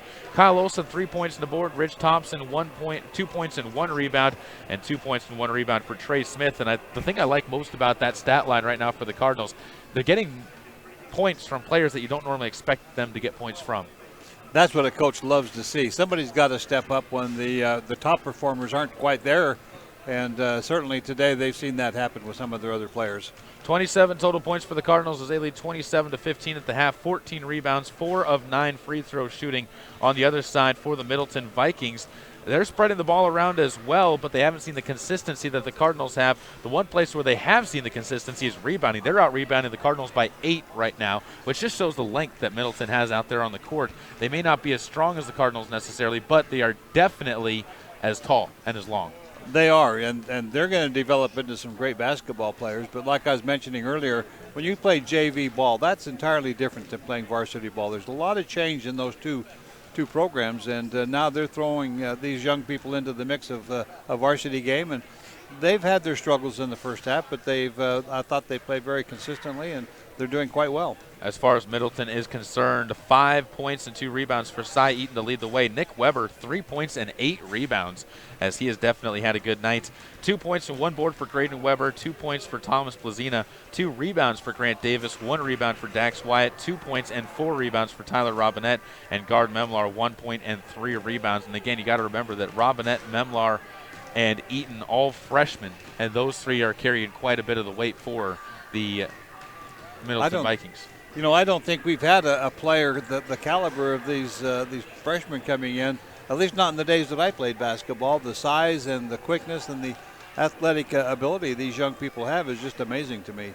We got 4.5 minutes to go. We'll take a break. When we come back, we will take a look at the girls' game coming up as the Soda Springs Lady Cardinals getting set to take on the Parma Panthers in their first game of the day, third game of the tournament. 27-15 your score. This has been your Bear Lake Drug halftime show with the Gary Tucher CPA halftime highlights on your home for Cardinal Athletics. This presentation of Caribou County Athletics is being brought to you by Crop Production Services of Bancroft. Call 208-648-7891 to learn how to get the best production out of your crops. Whether it's warm outside and you need an air conditioning system, or cold outside and you need a new natural gas furnace, Reed's Plumbing and Heating has what you need to keep your family comfortable, and there's never been a better time to convert to natural gas. With great service and expertise, Reed's is your all-weather friend in southeastern Idaho. Call us today, 208-547-4466, and we'll get right to work making your home comfortable and cozy. That's Reed's Plumbing and Heating at 208-547-4466. Natural gas, it's worth asking for. Get it to go at Patterson Quick Stop in Soda Springs and Patterson Easy Way in Grace, Idaho. From pizza to potato wedges, from burritos to the jalapeno flavored corn dogs, from candy, clothing, car accessories, and fountain drinks, convenience is fun. And Patterson Quick Stop and Patterson Easy Way help to fill your needs conveniently. They have something for everyone: food, fuel, and fun at Patterson Quick Stop in Soda Springs and Patterson Easy Way in Grace. Right here, right now. This production of Caribou County Athletics is being brought to you by London Drug and Grace, your good neighbor pharmacy, locally owned, locally loved. Here's a look at some of your Lalaton's food specials for the week of December 29th through January 4th. Start your trip to Lalaton's off by grabbing raw shrimp at $5.99 for each 16-ounce, 26 to 30-count container. They also have lobster tails if you're craving seafood. 4 to 5-ounce lobster tails are just $5.99 each. Looking for some vegetables? Extra large Roma tomatoes are 99 cents a pound, and large avocados are just 89 cents each. Close it out with one of the special tasty treats from the Lalaton's Bakery, and you have yourself a fine meal. Those are just some of your Lalaton's food specials in Soda Springs. When the time comes, you'll want true compassion balanced with clinical care for your mom or dad, grandma, or grandpa. Edgewood Assisted Living Center in Soda Springs provides a warm, caring, and secure environment for individuals who need medication assistance, healthy meals, and assistance with daily activities. You can help by introducing them to our Assisted Living Center. Come on in for a tour and consultation. Find out about our monthly move-in specials and respite visits. Furnished suites are available. Call 208-547-0257. The Edgewood Assisted Living Center in Soda Springs, Idaho, a place to call home. Welcome back out to the home of the Parma Holiday Invitational. I'm Caleb Berggraf alongside Kirby Martineau. You just got done listening to your halftime show brought to you by Bear Lake Drug in Montpelier, the small-town pharmacy that gives world-class service. Give them a call at 208-847-1421 today. 27-15 the score here. We got a minute and 18 seconds to go. A preview of the girls' game coming up next. The Soda Springs Lady Cards taking on the Parma Panthers in the third-place game. And that was after losing to Ryrie. It's a doubleheader with Ryrie, by the way, in the championship over here. So Ryrie is for real, both on the girls' and boys' side, I think is what you can take away from that. But on the girls' side, Ryrie beating Parma by 12 In that game, I believe the final score ended up being 49-37, or it was 48-36, something along those lines. It was a double-digit win. What do the Cardinals need to do coming out in order to get their momentum back on their side? I don't think they feel like they've really lost the momentum. I think they'll come out and play the game the way they started it out. They'll play tough defense. They're going to look for someone underneath the basket to lob it to and see if they can't get the inside play working a little better. But I think they're happy with the results of the first half, and I think they'll play the same. Soda Springs right now with a 27-15 lead as we get set for the second half of playing the boys game, the girls game, as I said, coming up next as they'll take on the Parma Panthers in the third place game. This is the consolation championship, and a trophy is on the line. And the Soda Springs Cardinal boys looking to take home a trophy this year after they missed out on the trophies last year with a bad finish to the way things went out, lost in the semifinals of the championship bracket, and then lost in their final game as well. Here, they're looking to do the opposite, lose their first, win their last two. And Ridge Thompson will bring it forward after Sanders Furniture and Appliance inbounds play to the left side wing, inside to Workman, waits for the defense to go by, and his patience pays off as he lays it in for his 8th point of the game, and the Cardinals 29th. 29-15 they lead on the Summit Welding and Construction scoreboard. And a bounce pass to the near side will find Blazina to his left, to the top of the key, all the way backside pass into the hands of Weber. What a drive by Blazina, the point guard, showing off why he is on the JV team here. Makes you wonder why he is on the JV team. That was a varsity-style play. Trey Smith to the right side wing, lofts a pass backside to Thompson. He'll hesitate, back steps, and on the floor he's going to be fouled by Blazina underneath the basket. As Blazina really cutting off the lower baseline, but Ridge, realizing it was off balance, takes it right at him and gives the Cardinals another inbounds play. They're up by 12, 29-17, just about a minute into the first quarter of play, or in the second half, so the third quarter. Smith rises, turnaround jumper, no good. Rebound, fought for, good box out by Middleton, and is picked up by Grant Davis, who gets his third. Up ahead, Blazina brings it across the timeline with 7:07 to go. Right-hand dribble, steps between a double team, kick pass near side to Davis. Grant's open for three, and that's nothing but nylon on the way through as that trips the lead down into a single point, 29-20. Thompson over to his right, that, by the way, a Bear Lake Drug three-pointer, first of the second half. Will Sims inside, backs his way on the post, turnaround, bank shot, good. Shades of Tim Duncan there, faked one way, went the other way with a little soft banker. And he gets the Cardinals back up by 11, 31-20. Up the right side, Grant Davis beats the defense into the paint, bumped, loses the ball, and out of bounds. They're going to say to the Cardinals with the first turnover for either team here in the second half of play. 15 turnovers now for Middleton in the game as they trail by 11, 31-20. That compared to 4 turnovers by the Cardinals.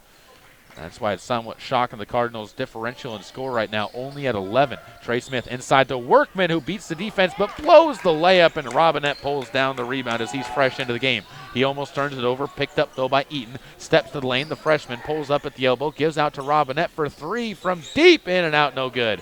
Workman another rebound for himself. He gives up to Ridge Thompson, and Ridge will take the point. 2 minutes gone by, third quarter of play, 31-20 to the right side. Smith open for three, can't hit that off the front of the rim. Good defense by Robinette, who closed out, and the rebound kicks out to the Cardinals once again. Or excuse me, the Vikings to bring forward. Robinette to inbound. Gets the basketball, passes it in. It'll be taken by Cy Eaton. Full court pressure still being applied by Soda Springs. Up ahead, pass into the middle. Robinette underneath pass to Weber, who loses the ball but gets it back before it goes out of bounds. Up top, Eaton fouled on the play by Ridge Thompson as Ridge came flying in to go for the steal. Caught hand instead of basketball as Eaton beat him to the point, and it'll be another chance for a Sanders Furniture and Appliance inbounds play by Eaton on the far side as he'll pass this one in. Looks for Robinette, who flashes high post. And now almost to a 5-second call, and it'll be picked off by Workman. He's got the coast-to-coast run to the hoop, and he thought about the dunk and lost the ball out of bounds. Gets the steal. He was thinking about slamming it. You could tell, and he was making his run up for that, and instead it goes over to Middleton instead of getting the points. 31-20, the Cardinals still lead by 11. And it'll be brought forward. Blazina gives off to Eaton. Side, the freshman. Long, lanky freshman guarded by Olsen. Goes between the legs to the right side. Now pulls up his dribble and finds Grant Davis. Right side wing, guarded by Henry Workman. Picks up his dribble. Inside pass finds Robinette. Couple dribbles, steps to the hoop. He lays one up and in.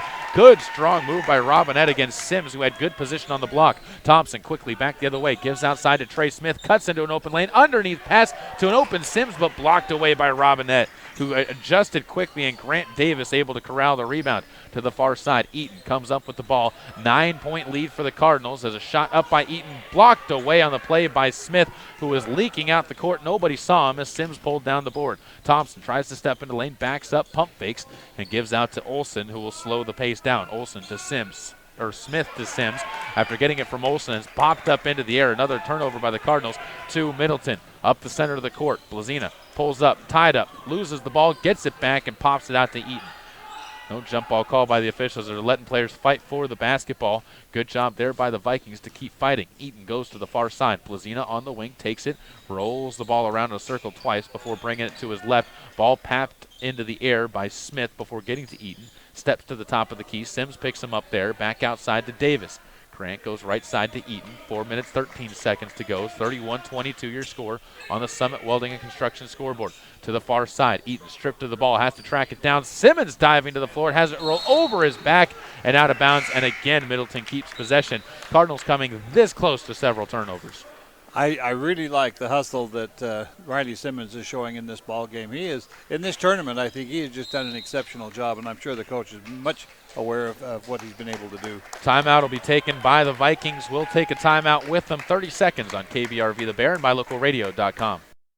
Hi, I'm Todd Hunziker. Most dealers focus on the experience you have just a few moments that you're in their store. At Hunziker Ford, we want to keep you happy forever, and to prove it, we offer warranty forever at no cost to you. So here's the deal. All you have to do is follow the maintenance schedule on virtually anything you buy from us, and the expensive powertrain components are covered forever. That's Todd Hunziker Ford, just east of Lava Hot Springs on Highway 30. It's just that simple.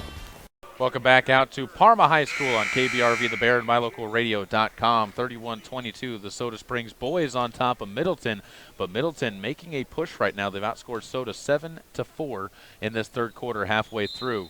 And the JV Vikings definitely not going away easily. 31-22 with 4 minutes to go as Blazina brings it forward after the Sanders Furniture and Appliance inbounds play. Blazina steps to the lane, lays one up, and he's fouled and hits the deck. Riley Harris got reachy on the block attempt, and Blazina is going to step to the line for a pair of free throws. So Harris will pick up his first. Excuse me, they say 22. There is no 22 on the Cardinals, so I'm going to still assume that it's Harris, and the first free throw up and no good. Should be 22, I believe, or 25. Excuse me, they will call that on Simmons. Came in from the side to make the foul, so Simmons picks up his second, I believe. I'm not sure, they still haven't changed it up on the score clock as the officials talk things over. One more shot coming after the first free throw. Going to still assume it's Riley Simmons they were trying to call the foul on. Did not see the official show it to the bench or to the scorer's table. 3 minutes, 53 seconds to go. Free throw up and no good on the second attempt as well. And Henry Workman gets another rebound for himself. Drags it down, and up ahead goes Olsen. Three ball high, arcing in the air, and nothing but net on the way through. Olsen with a Bear Lake Drug three-pointer to give the Cardinals a 12-point edge. 34-22, a beautiful stroke from Olsen there. Blazina brings it forward for the Vikings. Steps to the left side of the lane. Over to Robinette. Stuffed by Workman into the hallway as he targeted that one for the doors, and Workman got some revenge because Robinette's been blocking every Cardinal. He has. This is nice that he can get a little revenge. I'm sure he feels a little bit vindicated now. Robinette has been all over the place and just got a taste of his own medicine from the Cardinal Jr. 3 minutes and 28 seconds to go as it'll be Eaton to inbound the basketball. Looks deep, now passes deep to Blazina. Thought about driving on Olsen. Olsen keeps his feet moving. Harris strips the ball from Blazina and out of bounds, last touched by Riley, and it remains Viking ball with 3:23 left to go. 34-22 the score. And now Middleton to inbound the basketball again. Eaton waits for Blazina to cut through. Now comes outside to Robinette. He drives to the lane to the right side, and no shot. They're going to call a blocking foul on Workman early. So Henry picks up his first foul, and it's the third team foul on the Soda Springs Cardinals. 3 minutes and 20 seconds left to go. Cy Eaton again to inbound the basketball. Rich Thompson checks in for Smith. Also Olsen checks out, and Dylan Downs checks in for the Cardinals. Substitutions making their way in to keep themselves fresh. It'll be now Sims, Harris, Workman, Thompson, and Downs. Ball inbounded by Eaton, finds Blazina, who goes to his left, spins back to his right, passes the ball into the corner. Eaton holds it there, back up top to Blazina, gives it to the top of the high post, over to Eaton now, right side wing. Eaton looks to step in, moves it around, back to Blazina, steps to his right, trying to get around Downs, but Dylan does a good job just keeping him around the outside of the circle. Back up top, Eaton for three, that's good! Another Bear Lake Drug three ball, this one by Eaton. He's got 8 points, and the lead back to 9. 24-25, the two sides trading points as Thompson drives the lane, lays it up too strong. Rebound loose, and Robinette able to snare it before a Cardinal can get in front of it. And the ball is back into the hands of Middleton with a chance to cut into a 9-point lead for Soda, 34-25. Blazina backs the ball out near half court, stands in front of the logo. 2 minutes and 31 seconds to go. Thompson steals the ball away, though, on a pass attempt. Ridge streaking down the court. He lays one in softly, and Ridge Thompson gets himself onto the board in the second half. The fourth Cardinal to score, the lead back up to 11. Great job just anticipating the pass coming from Blazina and just streaking down the court. Ridge will come forward. The ball passed to the right side. Eaton guarded by Downs. Cardinals shifting around to 2-3 zone. Eaton to Blazina. 2:05 to go. Clock continues to march its way down. Inside pass to Robinette. One dribble up with the shot. Robinette sneaking his way low and able to lay that one in easily with 1 minute and 55 seconds to go.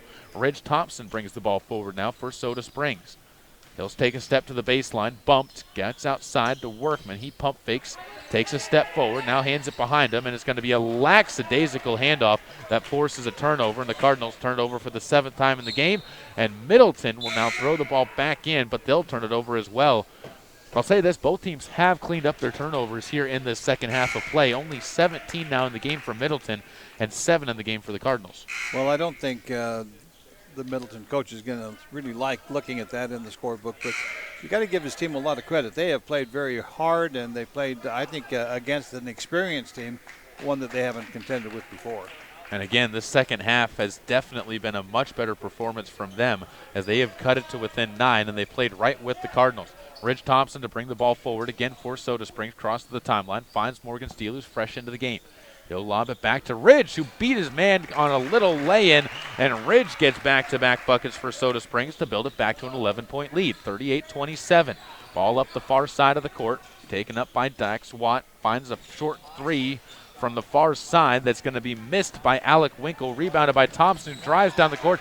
He's stripped of the ball by Dax Winkle, and Soda Springs will set up the full court press again. Ball up ahead. Inside pass. Robinette waits for Steele to fly by and lays one up and in softly. Robinette 6 points in the quarter now, 38-29. He's trying to take over and lead his team back right now as a freshman post. Ridge Thompson to the near side wing. Bounce pass up top to Dylan Downs. Gives it off to Morgan Steele once again. Starts his dribble up. Brings it to the left. Waits for Sims to flash top of the key. Now they'll go down low to Ridge again. Who gets the mismatch, and he's fouled on the play by Dax Wyatt. Ridge with a mismatch down there. Wyatt about 3-4 inches shorter than Ridge down low in the post, and the Cardinals have seen that. So Ridge to the line for free throws. 35.3 seconds to go, third quarter of play. Dax Wyatt will take a seat on the bench.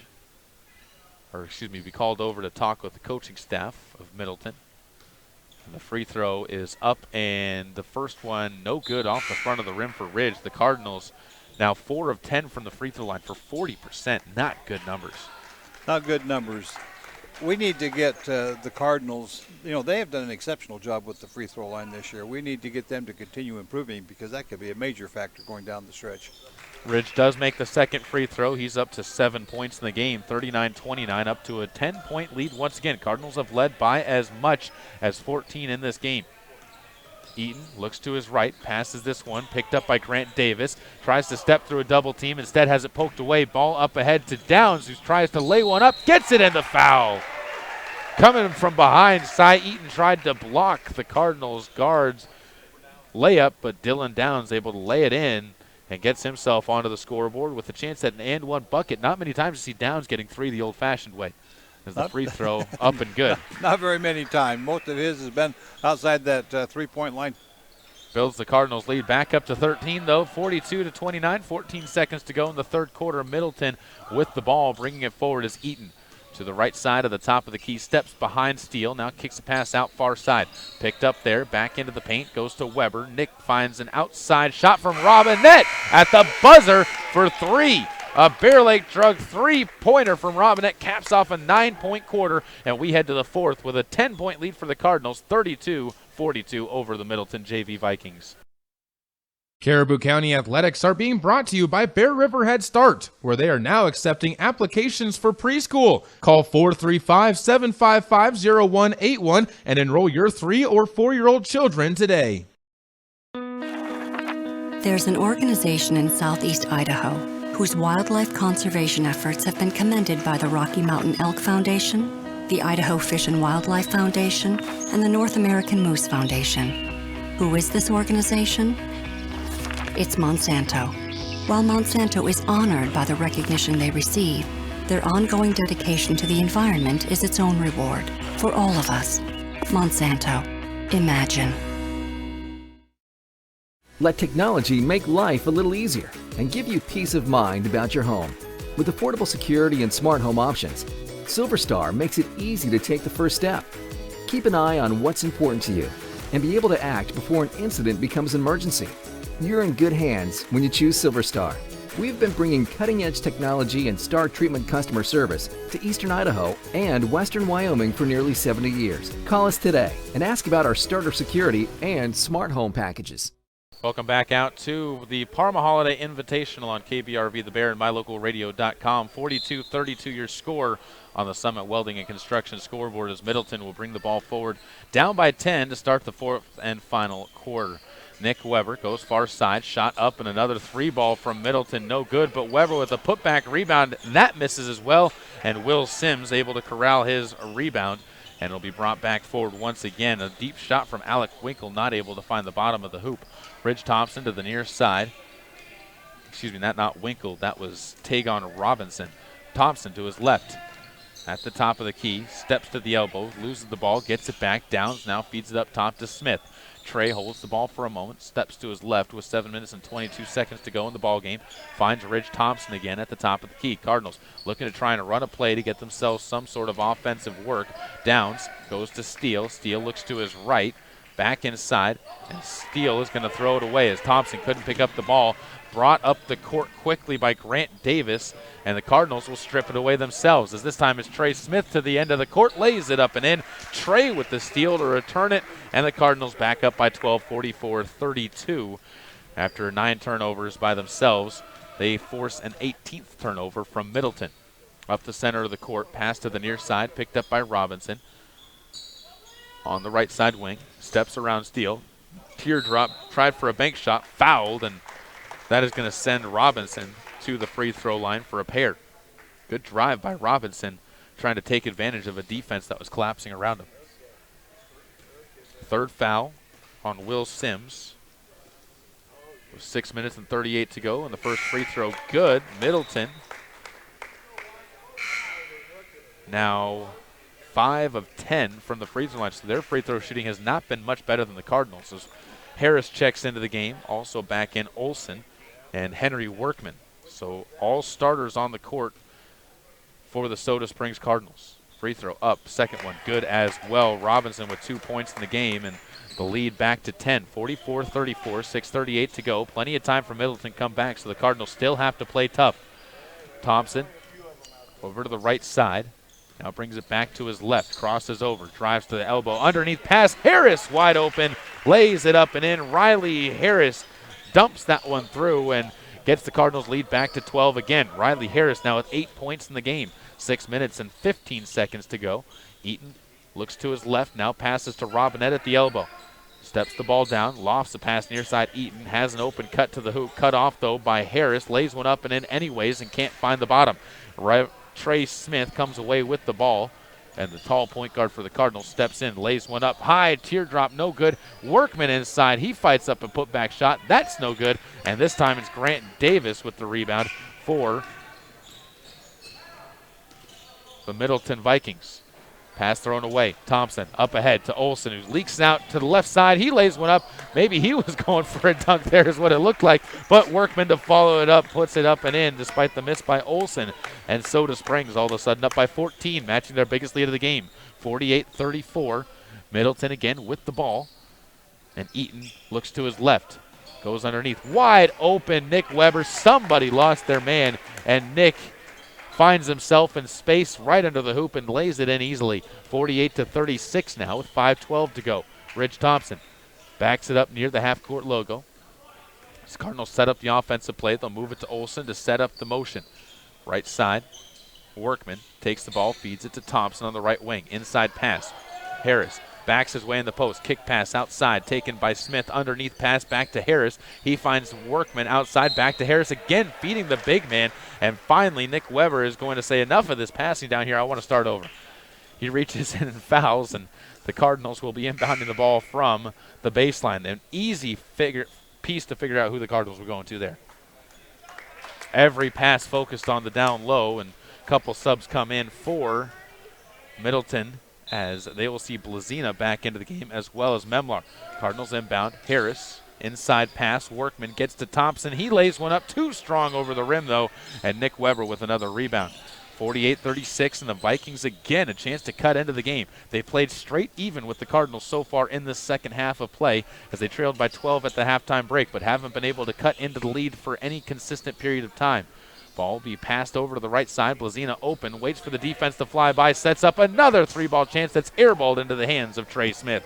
Trey will push it up the pace. Underneath the basket, it's Olsen, loses the ball, throws it back in off Eaton, and back again into the hands of the Soda Springs Cardinals, as they'll have a Sanders Furniture and Appliance inbounds play coming from underneath the basket.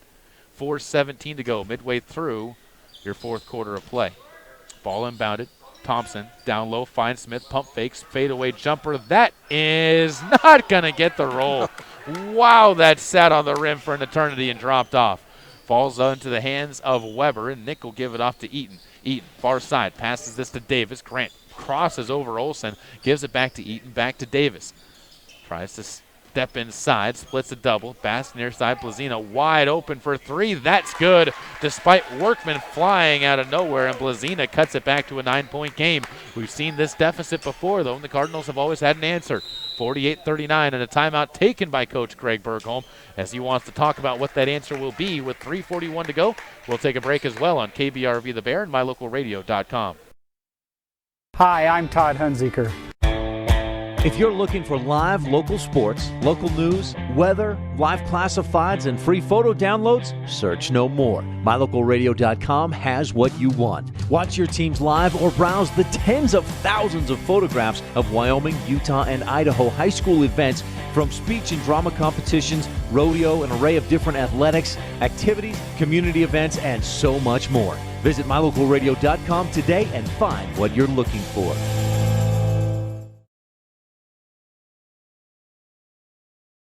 Back here once again at the home of the Soda Springs Cardinals and the Parma Invitational.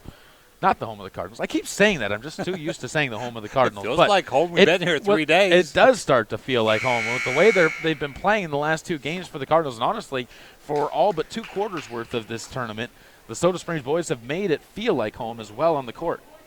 Well, they say home is where you hang your hat. You haven't taken your hat off in the last 3 days, so I guess we can't call it home. 3:41 to go in the fourth quarter of play. I'm Caleb Berggraf, Kirby Martineau sitting here as well as we bring you this game. The Cardinals looking to try and close this game out better than they've closed out some of the other games this tournament, as the fourth quarters have been their downfall. Right now they've done a good job of it, but with 3:41 to go and only that 9-point lead, plenty of time for that to turn around. Ridge Thompson will bring it forward, so the Cardinals have to stay focused. Ridge Thompson gets it to Smith.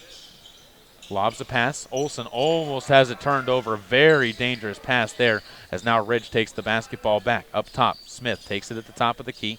Looks inside, now finds Harris over on the right side wing. Cardinals running through their offense right now, looking to try and find an opening on that play as Workman may have gotten away with a travel down low as he picked up his pivot foot for a second, but he misses the shot anyways, and the rebound picked up by Alec Winkle. He'll give off, and it'll be Blazina to bring it forward, still with that 9-point edge for Soda, but the Vikings trying to cut it down to 7 or less.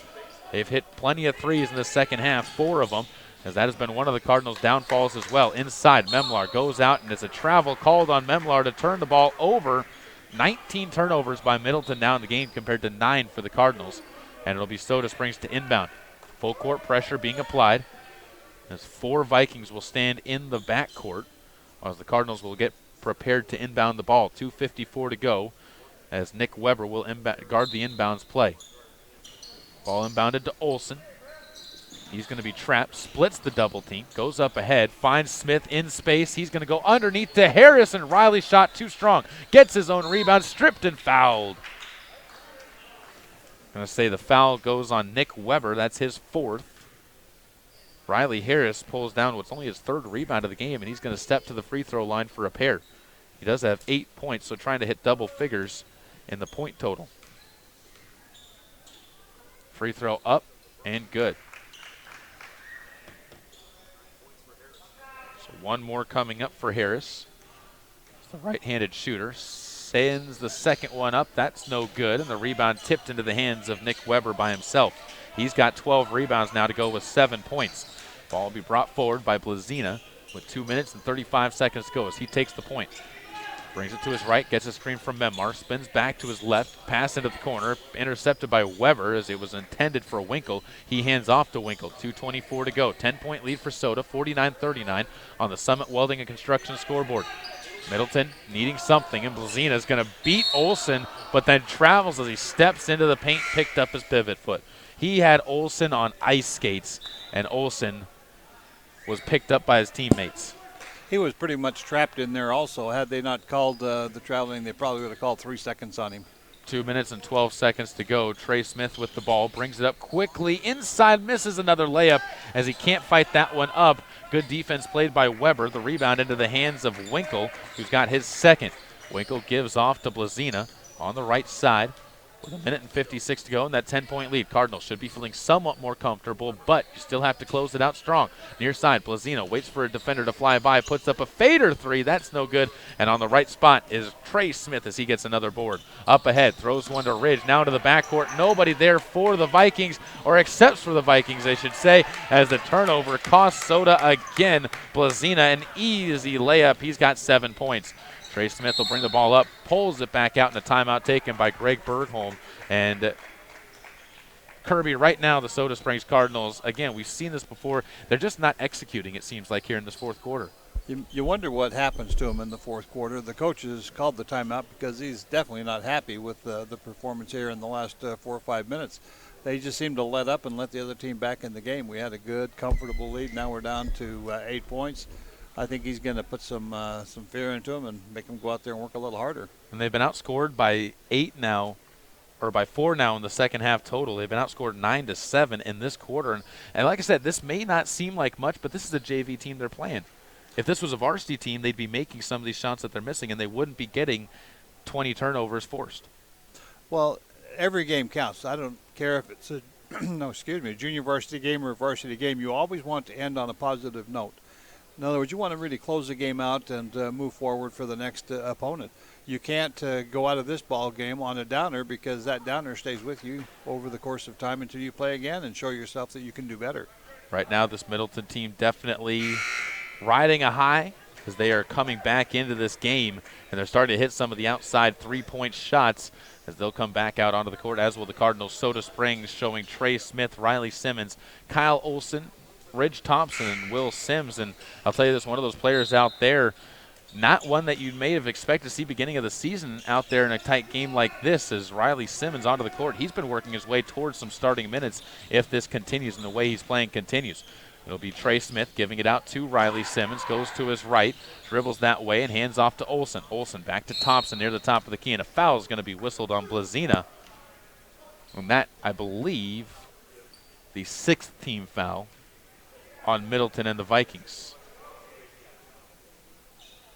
So the Cardinals one more inbounds play with 1:14 to go. Foul to give there for the Vikings. Blazina guards the inbound of Ridge Thompson. He's going to foul Ridge as he was beating him to the hoop and says, I'm going to send you to the line instead of let you drive to the hoop on that one, because at least this way it's only 1-1 free throws instead of possibly 2. 4 fouls on Blazina, though. Matching his number as he looks back to the scorer's table. And Thompson's first of 1-1 is no good off the front of the rim. Rebound's going to be pulled down by Eaton. So Sy gets another board. That actually Graydon Weber. Weber gives back to Blazina, drives in the lane all the way to the hoop. Scoop shot up, no good. And rebounded by Smith on the backside as Trey comes away with his 5th board of the game. Up the court quickly. Thompson backs the ball out. And Blazina's going to foul him again, so Blazina is out and done for the game. They don't have a whole lot of choice at this point. They're under a minute to play, and they've got to have the ball, so the only thing they can do is foul. And that's exactly the reason he's doing it. He finishes with 7 points, no rebounds in the game, but some good minutes out there at the point guard position. As Ridge steps to the free throw line for 1-1 free throws again, but not before another sub checks in for Blazina, as Dax Wyatt will come onto the court. Dax, though, not much of a step down, as he's actually a very good player as well. Watched him yesterday, can hit the 3 a little bit, and a very quick little guard in his own right. First free throw up for Ridge and good. He's now built his total to 8 points in the game, and he's got one more free throw coming up. 50-41, 52.2 seconds to go. Free throw from Ridge is up, and that one's good as well. And a timeout's going to be taken. We'll take one with them on KBRV The Bear and MyLocalRadio.com, with more to come after this as the Cardinals lead 51-41 on the Summit Welding and Construction scoreboard. Hi, I'm Todd Hunziker. Most dealers focus on the experience you have just a few moments that you're in their store. At Hunziker Ford, we want to keep you happy forever, and to prove it, we offer warranty forever at no cost to you. So here's the deal. All you have to do is follow the maintenance schedule on virtually anything you buy from us, and the expensive powertrain components are covered forever. That's Todd Hunziker Ford, just east of Lava Hot Springs on Highway 30. It's just that simple. Another chance for the Cardinals to come out and put their foot down, see if they can, as they will make their way onto the court, up by 10, 51-41 here in the final stages of this game against the Middleton Vikings. Cardinals looking for their consolation championship and looking to take home a trophy this year after missing out on one last year. Ball will be brought forward, and stepping into the lane and almost losing it as Wyatt Ridge Thompson picks the ball out of midair, streaks down the court, lays it up with the right hand, and he's fouled. Ridge Thompson was one of the players that specifically was called out by Zach Butler when I talked to this team, as he said, you know what, that point guard knows how to run the full court, he knows how to drive, and he knows how to take it into the lane. Guess what? Ridge just proved him right there, and he gets his 11th point because of it, as he'll step to the line for an and-one free throw. Foul picked up by Graydon Weber.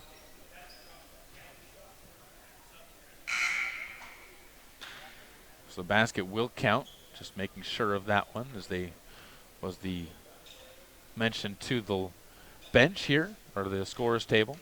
Cardinals making some subs. First free throw and only free throw follows the ball through the hoop after the made shot. Ridge was 5 points here in the quarter, as 12 overall, and he'll take a seat as into the game for him. Dakota Bybee, also Morgan Steele on the court as well. Cardinals putting in a few of their backups as the ball will be brought forward on the near side, and Sy Eaton almost loses it, gets it back, and Grant puts up a 3, can't hit the bottom of the basket, and is picked up by Trey Smith now, who gets his 5th board. Up the court, Morgan Steele slows the ball down. He's going to get caught in a double.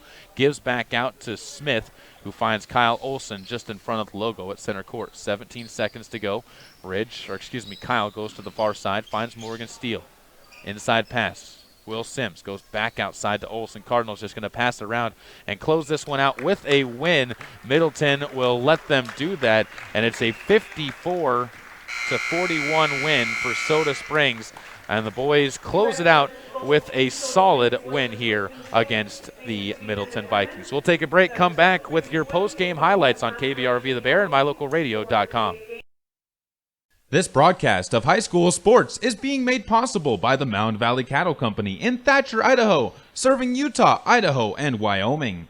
When the time comes, you'll want true compassion balanced with clinical care for your mom or dad, grandma, or grandpa. Edgewood Assisted Living Center in Soda Springs provides a warm, caring, and secure environment for individuals who need medication assistance, healthy meals, and assistance with daily activities. You can help by introducing them to our Assisted Living Center. Come on in for a tour and consultation. Find out about our monthly move-in specials and respite visits. Furnished suites are available. Call 208-547-0257. The Edgewood Assisted Living Center in Soda Springs, Idaho, a place to call home.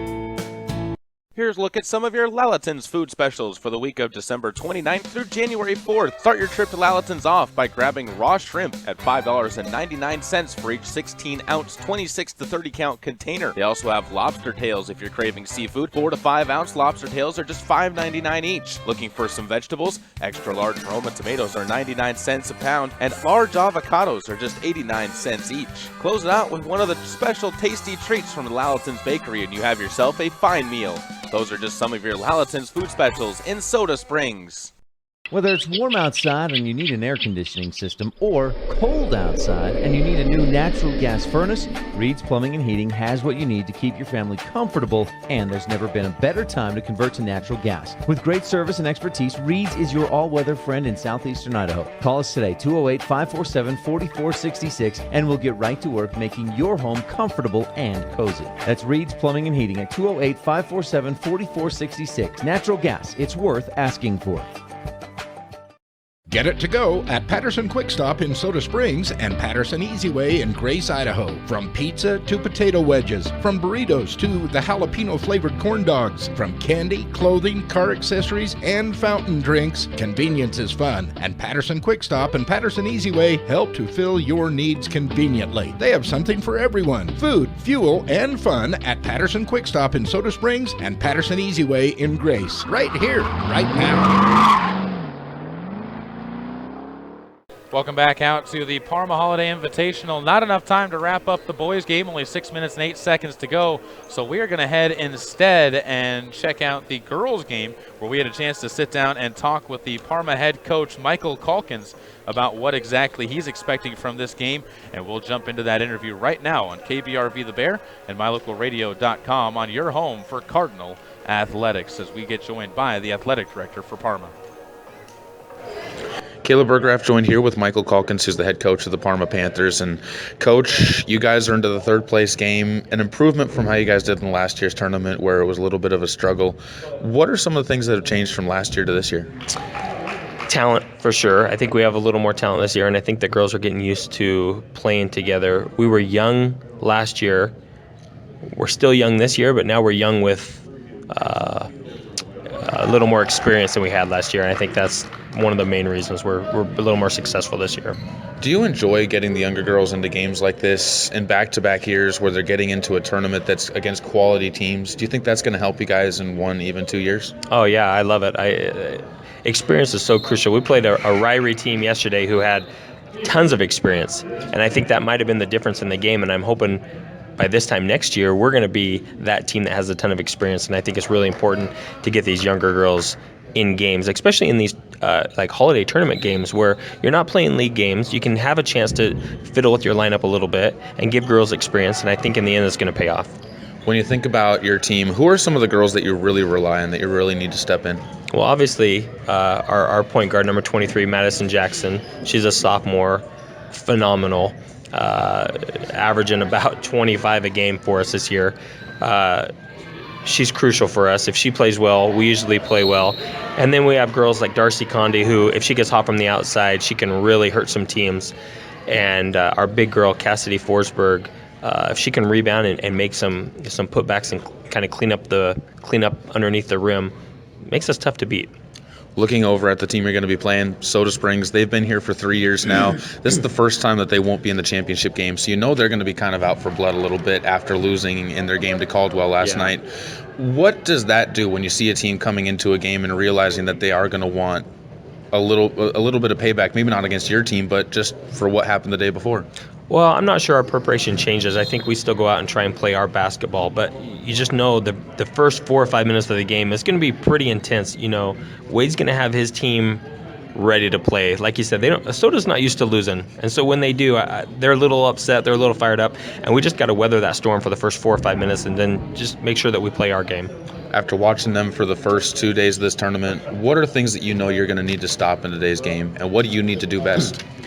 Obviously, their press is incredible. They put a pressure on you that's relentless the entire game.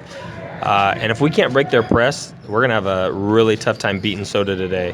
And we're going to have to stop their shooters. You know, Soda's one of those teams that if they get hot from the outside, they're going to light up a scoreboard. So I think making sure that we handle their press okay and keep their shooters in check are going to be our 2 biggest concerns. Coach, I appreciate the time. I wish you and the Parma Panthers the best, and good luck in today's game. All right, thanks. Appreciate it. This presentation of Caribou County Athletics is being brought to you by State Farm Insurance of Montpelier, Idaho. State Farm is here to help life go right. Call Scott at 208-847-0141 for personal service. Let technology make life a little easier and give you peace of mind about your home. With affordable security and smart home options, SilverStar makes it easy to take the first step. Keep an eye on what's important to you and be able to act before an incident becomes an emergency. You're in good hands when you choose SilverStar. We've been bringing cutting-edge technology and star treatment customer service to Eastern Idaho and Western Wyoming for nearly 70 years. Call us today and ask about our starter security and smart home packages. Get it to go at Patterson Quick Stop in Soda Springs and Patterson Easy Way in Grace, Idaho. From pizza to potato wedges, from burritos to the jalapeno flavored corn dogs, from candy, clothing, car accessories, and fountain drinks, convenience is fun. And Patterson Quick Stop and Patterson Easy Way help to fill your needs conveniently. They have something for everyone: food, fuel, and fun at Patterson Quick Stop in Soda Springs and Patterson Easy Way in Grace. Right here, right now.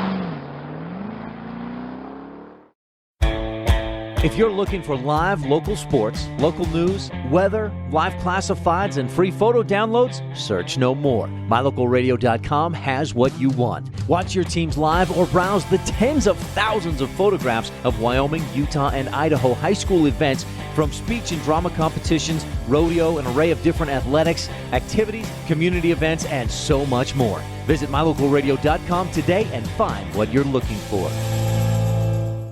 Welcome back out to the home of the Parma Holiday Invitational on KBRV The Bear and MyLocalRadio.com. I'm Caleb Burgraff, Kirby Martineau to my left. And right now, the Soda Springs Cardinals, the Lady Cardinals, getting set to take to the court against the Parma Panthers in their host tournament. And a rather sparse crowd for it being the host team. But Parma's still a team that is building and is starting to become better. And you heard their interview with Coach Michael Calkins about the way his team is trying to develop, but just more athletic and more athletes on the team this year than they've had. Well, for us to win this ball game, though, there are some key components on that Parma team that we have to be concerned with. That Madison Jackson, I believe is her last name, that number 23, she's one that we've really got to be able to contain. She's averaging over 20 points a game this season, and that's something we can't allow in this ball game. So if we can continue to run our press well and keep the ball from getting to her so she can't make those outside shots and hit the boards hard, I think we got a good chance to pull off a victory here. Parma, the road blacks, Soda Springs, the home whites. We'll get to your starters as soon as we get a moment to, which are brought to you, by the way, by Mountain View Dental. But right now, the opening tip, which is brought to you by Bassett Building and Supplies, coming your way, where they provide a wide variety of building supplies, by the way, including lumber, paint, hardware, and much more. Cardinals win the opening tip. Casey Smith, wearing the home white uniform for the first time this tournament, will give the ball off to Danny Smith, who's on the court for the Soda Springs Cardinals, as well as Callie Groning. Pass inside. Poked back out to Danny Smith. She gets it to Sadie and back to Sadie again after getting it back. Cardinals just passing around the outside, a 2-1-2 zone. And kind of the box eye formation for the Parma Panthers. Is the first shot from Sadie Groning, no good. Danny Smith puts up a follower that can't find the bottom. And Groning, another rebound for the Soda Springs Cardinals. So their third offensive set, all coming from the first one, as Casey Smith fires up an air ball that is pulled down inside by Ashley Gentry of the Parma Panthers. So the Cardinals, despite getting plenty of opportunities, go 0 on their first set, and they still are tied up with the Panthers 0-0 with a minute gone by. Far side corner, Gentry skips a pass up top. It'll be brought to the left side where Jackson throws it away out of bounds to the far side, and the Cardinals will force a turnover, and an odd place for the Cardinals to force a turnover, going to the far sideline. In the half court. Not used to getting those in the half court. More of their turnovers come in the full court press. Danny Smith, right side. Pass down low to Kirsten, who gets too far under the basket, fires up a shot, and she's fouled on the play. I think this one will go on to Darcy Condi. And that actually is going to be on Cassidy Forsberg. Excuse me. So Cassidy picks up her first. Kirsten to the line for 2 free throws to get the Cardinals scoring started, and does so as that kicks off the back of the rim into the netting and down. 6:51 to go. Cardinals again leading by 1 now on the Caribou Memorial Hospital scoreboard. Second free throw up and good as well. And Soda Springs all of a sudden gets themselves to an early edge. 2-0. And the Parma Panthers to bring it forward. Here on their home court, a comfort zone for them, I'm sure, as Jackson steps to the hoop, stops and pops from 8, can't hit it. Rebounded, though, on the play by Condi. That's no good. And another rebound pulled out on the near side. It was Forsberg on the rebound. Casey Smith goes the other way for the Cardinals. She's fouled on the way to the hoop. She decides to push the pace, goes coast to coast. This one picked up by Darcy Condi, and that is her first. So another set of free throws for the Cardinals at the line. I like the aggression they're coming out with, taking it straight to the hoop and not afraid, despite getting the contact but no fouls in yesterday's game. Smith misses the first free throw. She'll toe the line for the second. The second free throw does mock its way through, and the Cardinals 3 of 4 from the line. 6:32 to go, and Jackson will give the ball up ahead. Fired forward by Condi, picked up by Courtney Weber. Weber lofts a pass near side, taken by Condi, rotated to the right side. Down low, taken in there by Jackson, who's going to be fouled from behind. That picked up by Danny Smith, who gets her first. Parma not afraid to pass the ball around. They like to be patient, apparently, from what they're going. They lost to Ryrie by double digits, and for the Cardinals, a good measuring stick for how their team could do this year. The 3-ball from the right side is missed. Kirsten got the rebound, then lost it out of bounds. A rare mistake for Kirsten this part of the season. She's got better hands than that, but that one just got away from her. 6:16 to go. And Parma to inbound once again from underneath their own basket. The pass lofted in, picked up by Ashley Gentry. To the right side, hands it off to Weber. Weber skip pass far side, taken by Condi, who shot strong off the back rim. And the rebound tipped into the hands of Casey Anderson, who is going to step out of bounds and turn it over again. So the Soda Springs Cardinals mentally making mistakes. They got 5 rebounds, but they've turned it over on 2 of them just because of not knowing where they are. Yeah, that's something they're going to have to improve on. 6:05 to go. Ball inbounded to Jackson. To her left, cut off by a double team. Passed into the hands of Weber. She brings it right side wing. Played outside to Condi. Looks to her right. Now passes it back to Jackson, and she'll reset the offense. Goes to her left. Condi takes it back top of the key. Stands between the circles. 5 minutes, 47 seconds to go. 3-0 Cardinals up. Jackson, though, can't change that as she steps forward, puts up a baby hook. That no good, but the rebound by Forsberg on the backside does follow, and the Cardinals lead trimmed to 1. 2-3. Kat McCullough into the game. Right side wing. Skip pass to the near side is going to be almost picked off as Sadie Groning hurdles the flying body of Cassidy Forsberg before getting the ball to Casey Anderson. Right side, Groning for 3, no, off the front of the rim. And the rebound into the right side to Jackson is going to go out of bounds, last touched by the Parma Panthers leading scorer. And it'll be the Cardinals to inbound again on the far side. McCullough looks to her left and now fires one to Groning, which is picked off. Poor pass by Kat McCullough there. It's going to be stolen on the play by Condi.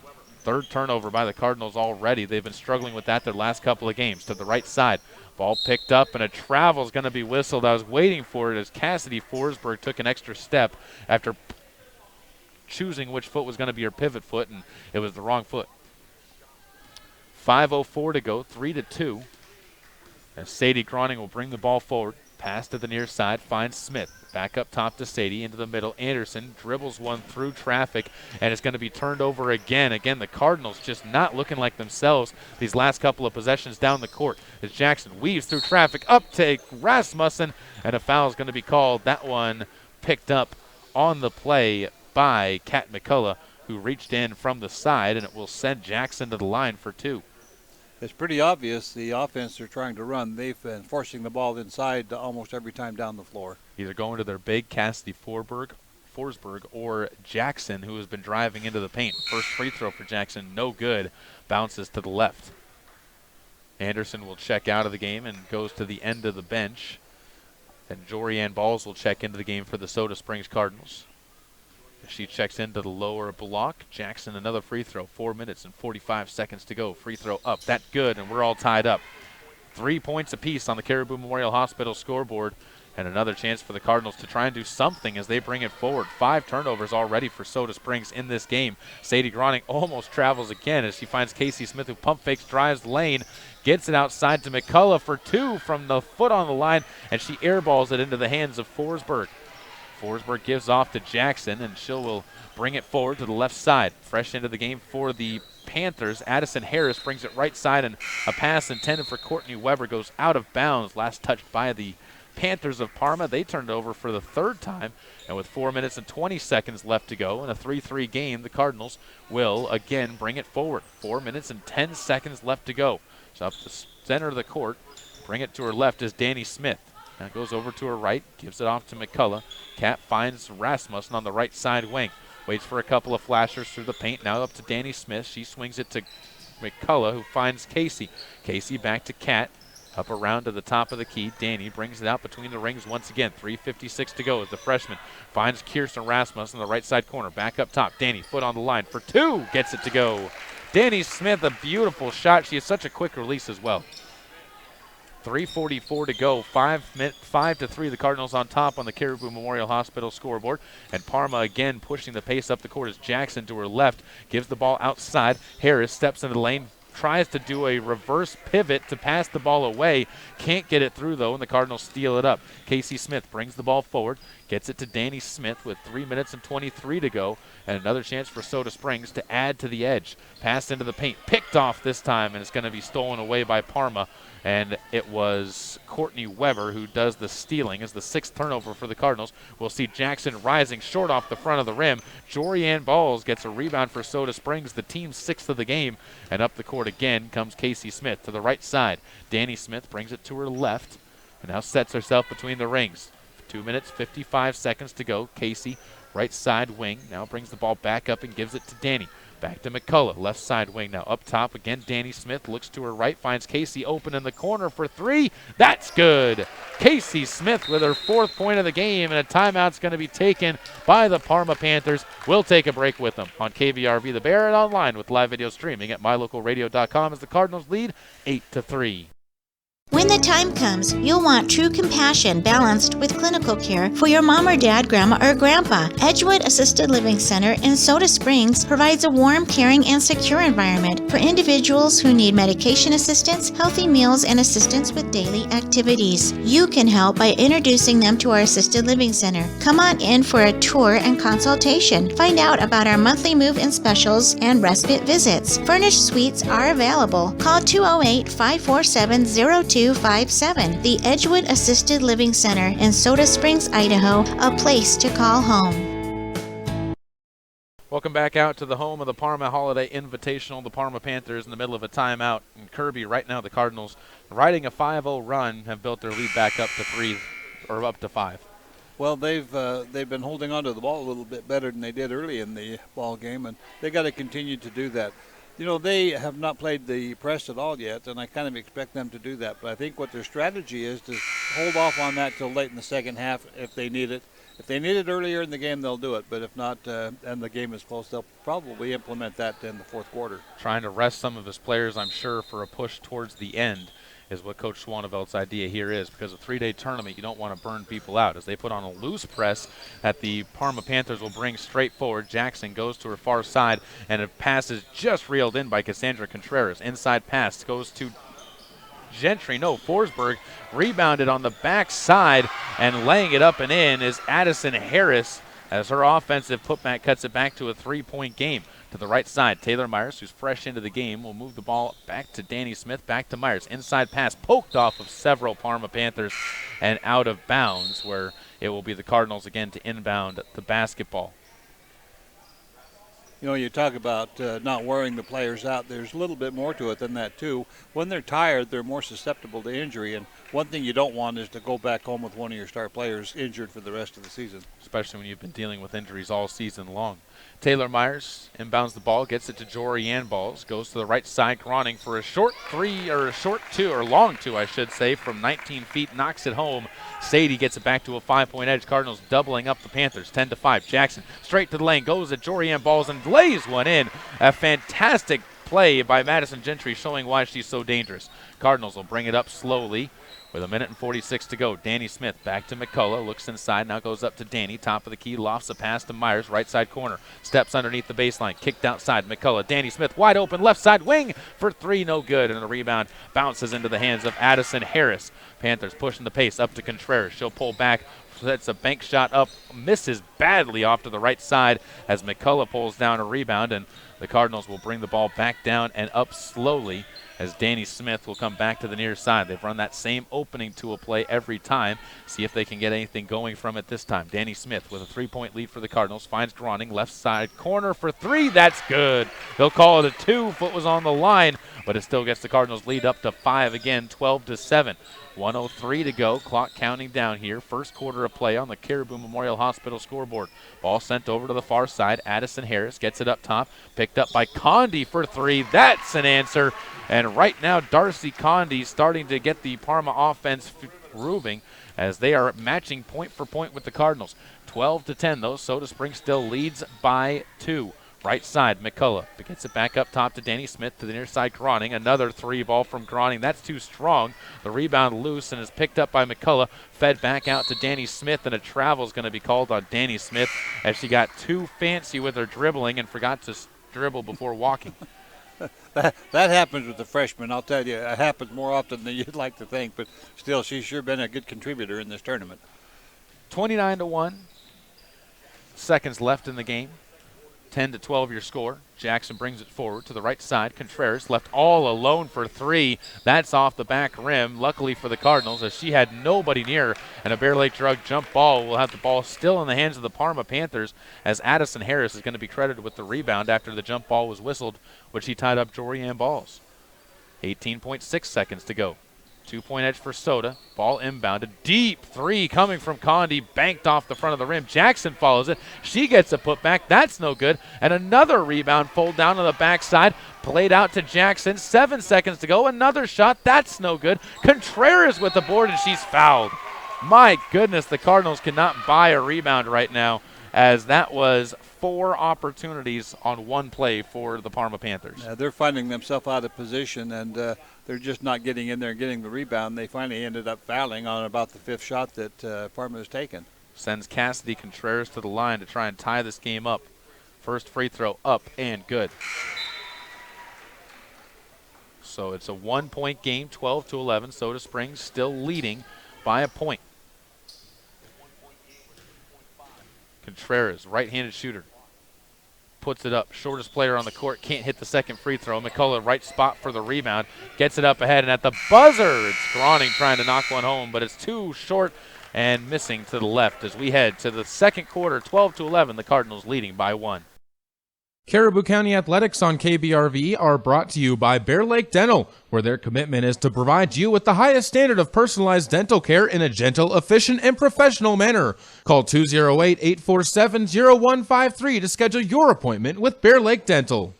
Get it to go at Patterson Quick Stop in Soda Springs and Patterson Easy Way in Grace, Idaho. From pizza to potato wedges, from burritos to the jalapeno-flavored corn dogs, from candy, clothing, car accessories, and fountain drinks, convenience is fun. And Patterson Quick Stop and Patterson Easy Way help to fill your needs conveniently. They have something for everyone. Food, fuel, and fun at Patterson Quick Stop in Soda Springs and Patterson Easy Way in Grace. Right here, right now. Whether it's warm outside and you need an air conditioning system or cold outside and you need a new natural gas furnace, Reed's Plumbing and Heating has what you need to keep your family comfortable, and there's never been a better time to convert to natural gas. With great service and expertise, Reed's is your all-weather friend in southeastern Idaho. Call us today, 208-547-4466, and we'll get right to work making your home comfortable and cozy. That's Reed's Plumbing and Heating at 208-547-4466. Natural gas, it's worth asking for. Welcome back out to the home of the Parma Holiday Invitational on KBRV The Bear and MyLocalRadio.com. 12-11, the Cardinals lead with the basketball to start off the second quarter of play, and they need to figure out a way to hold on to the basketball more with 7 turnovers already in the game. Underneath the basket, Anderson does it again. 8 turnovers now to open up the second quarter as Parma runs the court, and Contreras strips the ball, and a Bear Lake Drug jump ball will keep it in the hands of the Parma Panthers. It just seems like Parma wants it a little bit more right now. I think they're a little hungrier than we are, and they've been getting most of these loose balls. 12-11, 7 minutes and 35 seconds to go. Shot up and blocked away inside. Contreras got denied by the post of the Cardinals, and Anderson comes away with the rebound. Gets it off to Danny Smith. Near side McCullough gets it back to Danny. She'll rotate it to Groning, who looks inside for a moment. Bounce pass back up top to Danny, who steps to the top of the key, feeds it to McCullough once again. Inside look as Danny rotates it back to Kat. Looking inside, Jorianne pulls the ball inside the paint, finds Anderson, who steps to the hoop. She's going to be fouled, and Casey Anderson will find a way to the free throw line for the second time in the game, or first time in the game, second time for a Cardinal post, and the third time the Cardinals as a team have headed to the line. Cassandra Contreras matched up against a Giant, and is the one who's called for a foul. At least for her, it's got to be a Giant. Free throw up by Anderson, and good. Makes it a 2-point game. Tell you what, in Soda Springs, we're used to some shorter players, but Contreras, a tiny little fireball out there. You know, size doesn't matter in basketball unless you're 7 foot. Not with the girls' game in particular. The second free throw misses. Addison Harris comes away with the ball, and it's brought up by Jackson, who backs it out on the far side wing before losing it. Last touch by Groning. That was actually something I was talking about with Michael Calkins, the head coach of Parma, about size not mattering. He's like, you know what?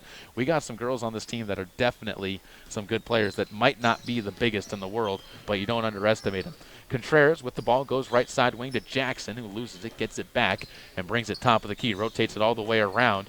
And Parma is going to try and feed it into the lane where it's picked off by Kirsten, and the Cardinals force a turnover of their own. 6 minutes and 41 seconds to go. McCullough, left side corner, picks up the ball and gets it out to Rasmussen. She finds an open Danny Smith for 3, but the rebound instead pulled in inside on the play by Addison Harris, who's already got 6 in the game.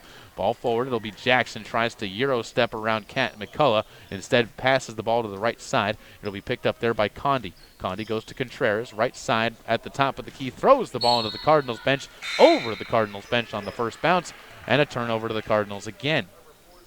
Cardinals have... When you talk about size, I can guarantee you, if you put a 7-footer on one of these girls' teams, it would make a difference. I'm pretty sure that would make a change in the game. As Danny Smith goes to the right side, pass into the lane. Rasmussen, bank shot with the right hand, in motion, gets it to go, as that was a beautiful little baby hook by Kirsten. 15-11, 6:01 to go. Pass ahead, it'll be underneath, and a wide open Forsberg waits for Kirsten to fly by. Cardinals just didn't get back on defense there, and Parma made him pay. To the right side, 5:50 to go. It'll be Danny Smith getting the ball up top to McCullough. Down low pass to Anderson. Dribbles her way through the lane. She goes up with the hook work, but can't get it to go as another rebound goes to Harris, who's got 7 in the game now. Up the court comes Jackson. Hands the ball off. Picked up by Courtney Weber. Weber to the right side. Gives it back to Jackson once again. Underneath pass taken there, and off of the foot of Kirsten Rasmussen, out of bounds, goes the drive of Addison Harris. Good idea by Harris there, and she actually looked like she had Kirsten beat. Kirsten needs to stop leaving her feet. And, well, it's a good thing she did, because that's where the ball landed before it went out of bounds. 15-13, a 2-point edge. Ball inbounded, taken on the right sideline by Weber. She gets double-teamed for a moment, goes back down low. Jackson drives on Kirsten and Casey, instead dips off, and it's a missed shot by Cassidy Forsberg, and rebounded on the play by Danny Smith. Up the left side, she'll pull up her dribble, finds Casey, back to Danny, and inside to Casey Anderson. She'll go up with a shot, blocked away on the play down low, and the rebound picked up by Courtney Weber, as again the Parma Panthers can bring it forward to the far side. Jackson takes it on the wing, 5:02 to go and a 2-point edge for Soda Springs. Give the ball off to Weber on the wing. Inside pass, Forsberg goes out to the left corner for Jackson, and a three. That's no good. Rebound inside is going to be fought for and picked up on the play by Riley Morgan. Morgan gets it back up to Jackson. Another offensive rebound for Parma and the Panthers. 4 minutes and 42 seconds left to go. Ball passed into the paint, almost picked off, and it is picked off. Soda Springs with the steal, and Danny Smith will bring it forward. Forsberg from behind trying to creep up on the ball and poke it away. Instead, it's going to be the Cardinals passing it inside. Rasmussen puts up a shot, trolls along the rim before being rebounded on the backside by Courtney Weber, and another missed shot by the Cardinals will give the Parma Panthers a chance on the far side. And on the far sideline, stepping out of bounds, is Riley Morgan. And the Cardinals get another turnover as both fans, I think, applauded at first until they realized that, oh, wait, that's not a foul. And then one side decided to applaud a little bit louder, and one side stopped. Well, there was definitely a foul there, but she had already stepped out of bounds, and that's why they called the out-of-bounds play over the foul. Danny Smith to Casey, back to Danny, looks inside. Jorian balls, nobody near her, lays it up and in. Danny Smith realized that Jorian just took a step behind both Forsberg as well as Riley Morgan, and she said, okay, there's a 3-foot gap between you. That's more than enough room for a basketball through it, and Jorian's to the line for an and-one play. That was a great find on the pass coming from Danny Smith. Jorian's free throw up, no good, so it's just a 2-point play for the Soda Springs Cardinals, but they lead by 4. The rebound into the hands of Forsberg. Ball brought forward by Jackson, guarded by Danny Smith as the Cardinals continue to put on a 3-quarter court press, and they will force the turnover. No, it'll be saved. No, it won't be saved. I thought that Courtney Weber was going to be able to get to the ball before it went out of bounds, but she couldn't, and it's the 5th turnover by Parma in the quarter with 3:55 to go. So after the Cardinals' turnover problems, the Parma Panthers starting to pick up that bug. Danny Smith goes to her right. Feeds the ball down low, and again Jorian underneath all alone, misses the bunny, and a foul's going to be called as Kirsten Rasmussen falls to the floor. The foul picked up on the play by Cassidy Forsberg as Rasmussen got another rebound. Another inbounds play for the Soda Springs Cardinals. Kirsten stands to the left of the basket from our vantage point, staying on the left side of the court. Looks deep, gets it up to Groning. She rises for 3, short off the front of the rim with a hand in her face. Danny Smith, the offensive rebound, finds Sadie again. He'll go down low to Rasmussen as Kirsten puts up a bunny. That's no good, but it was from behind the hoop, and Jackson with the rebound pushes the pace for Parma. All the way into the lane, coast to coast, and Rasmussen, an easy call there for the officials as she came flying in from the other direction, and Jackson and Kirsten both collided right underneath the cylinder. That'll send Jackson to the free throw line for a pair. Not the worst foul in the world, but you got to get back in transition if you're the Cardinals against this Parma team. They're very quick, and they're getting back there on the offensive end very quickly, and that's causing us some problems right now. First free throw misses as Parma now 2 of 5 from the free throw line. The Cardinals, as a team, are 4 of 7. 3:30 to go, second quarter of play, 17-13. A 4-point edge for Sodas. Jackson tries to cut into that, make it a 1-possession game, and she does so as the free throw drops through. She's 2 of 4. Parma back on defense as Danny Smith will bring it forward. She hasn't checked out of the game yet, by my recollection. Sadie at the top of the key gets the ball. That's a 3-ball, no good, and the rebound brought down on the near side by Darcy Condi. She'll bring the ball up herself, fires one forward to Forsberg in the paint. One dribble, stripped to the ball, picked up, though, by Weber. She's fouled on the play by Rasmussen, and Kirsten again got caught out of position, which is very common when it comes to the second chance bucket. It is, and, you do your best, and that time it wasn't quite enough. Ended up with the foul. All off of a near steal attempt for the Soda Springs Cardinals. Weber's first foul shot up and good. And Parma now 4 of 7. So both teams shooting 4 of 7 from the free throw line as Parma will make a couple of subs. Forsberg takes a seat. Riley Bowes will check into the game. Or Buse, excuse me. And Weber's second free throw is up and good as well. Cuts it to a 1-point game, 16-17 on the Caribou Memorial Hospital scoreboard as Danny Smith will bring the ball forward with 3:05 to go. Over to her left, finds Groning, looks inside, now brings it back up top. Smith finds Jorian Balls. Stands on the wing, up top again to McCullough. Right side picked up by Danny. She finds a cutting McCullough, who instead of going up with it, kicks it out to Groning. That shot long, and the rebound tipped back to herself by Jorianne Balls. Casey Smith makes a girl miss, puts up her floater from 15, and Casey knocks home a 6th point of the game, thanks to the second chance point for Soda. Up the court, Weber almost loses the ball, gets it back to Jackson. She goes backside, shot up and short, missed badly by Ashley Gentry, and Sadie Groning again gets the basketball. Up the near sideline, goes into the paint, picks up her dribble, goes outside to Casey Smith, who overran the basketball, gets it back though. Cardinals will pull out with 2 minutes and 20 seconds to go, up by 3, 19-16, with a spirited Parma fight. It'll be the near side. Jorianne Balls finds Groning for 19 feet for 2. No good, and the rebound is going to be stripped away after being pulled down. Cardinals get another turnover. Casey Smith can't make it count, though, and another rebound inside for Buse. So Parma turning it over for a 6th time, but the Cardinals can't take advantage. And now Parma will throw the ball away to the far side, and Soda Springs gets another turnover. That's 11 in the game now for Parma, and I think that's 6 straight without an answer from Soda Springs. And the good thing is we haven't even put the press on them yet. And, that still could be very vital in the end of this game. Especially with how tight it's been so far. 19-16. Casey Smith gets it up top to Danny. Near the top of the key, back over to Casey. Looks down low from the top from the wing before they rotate it back to Kat McCullough. And she was open for 3. Instead of taking it, passes it back up top to Casey. A lot of patience being shown by the Cardinals this time as Danny Smith for a wide open 2 from 19 feet at the top of the key can't hit, and Courtney Weber comes away with another board. The Cardinals just not shooting well in this game so far. They've missed a lot of open shots. On the far side, the ball's picked up by Gentry. Up top, Jackson for 3, and the tie, no good. Off to the left side. The rebound, though, pulled away again by Condi. Into Jackson. In the paint, puts up a shot. That's banked home and good. Jackson with a pass from Condi, able to get another athletic bank shot, and she's got herself 6 points. It's a 1-point game as Casey Smith brings it to the near side. Cardinals have led this one nearly all the way, except for once when it was tied at 3. But right now, they need to find a way to give themselves some cushion. Only up by 1. Groning, bounce pass, gets it to Danny Smith. She looks to step in, instead finds Kat McCullough. Skip pass to the backside where Jorianne splits a double team, fights up through some contact, and she'll step to the line. Smart play by the freshman, realizing everyone's draped on top. One thing I like about the way she plays, she goes to the hoop. When she gets the ball anywhere inside there, that's all she's got on her mind is getting to the hoop, putting the ball up. Foul picked up by Jackson. It's her first, 6th team foul on the Panthers. And the right-handed shooting Jorianne puts up the free throw. No good off the back rim. And the Cardinals 1 for 4 now in this second quarter, after starting off 3 for 4. They're 4 of 8 with 1 more coming up. Trying to make it a 2-point game is Jorianne Balls.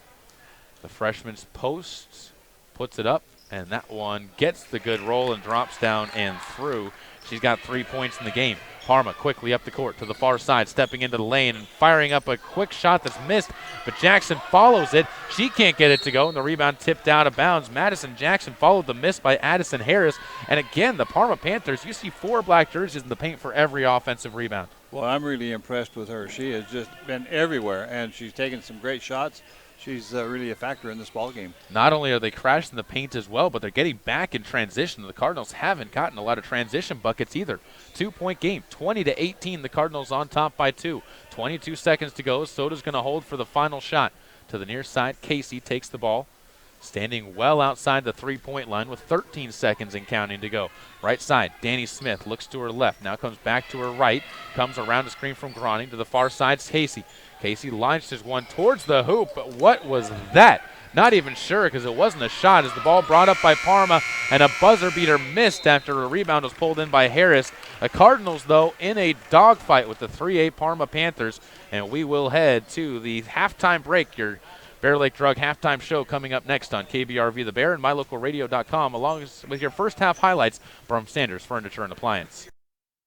This presentation of Caribou County Athletics is being brought to you by Arctic Circle of Soda Springs, where you can get burgers made from premium Black Angus beef, as well as fries and onion rings with their delicious fry sauce. Be sure to top it all off with a soft serve cone piled high and dipped with their delicious chocolate topping.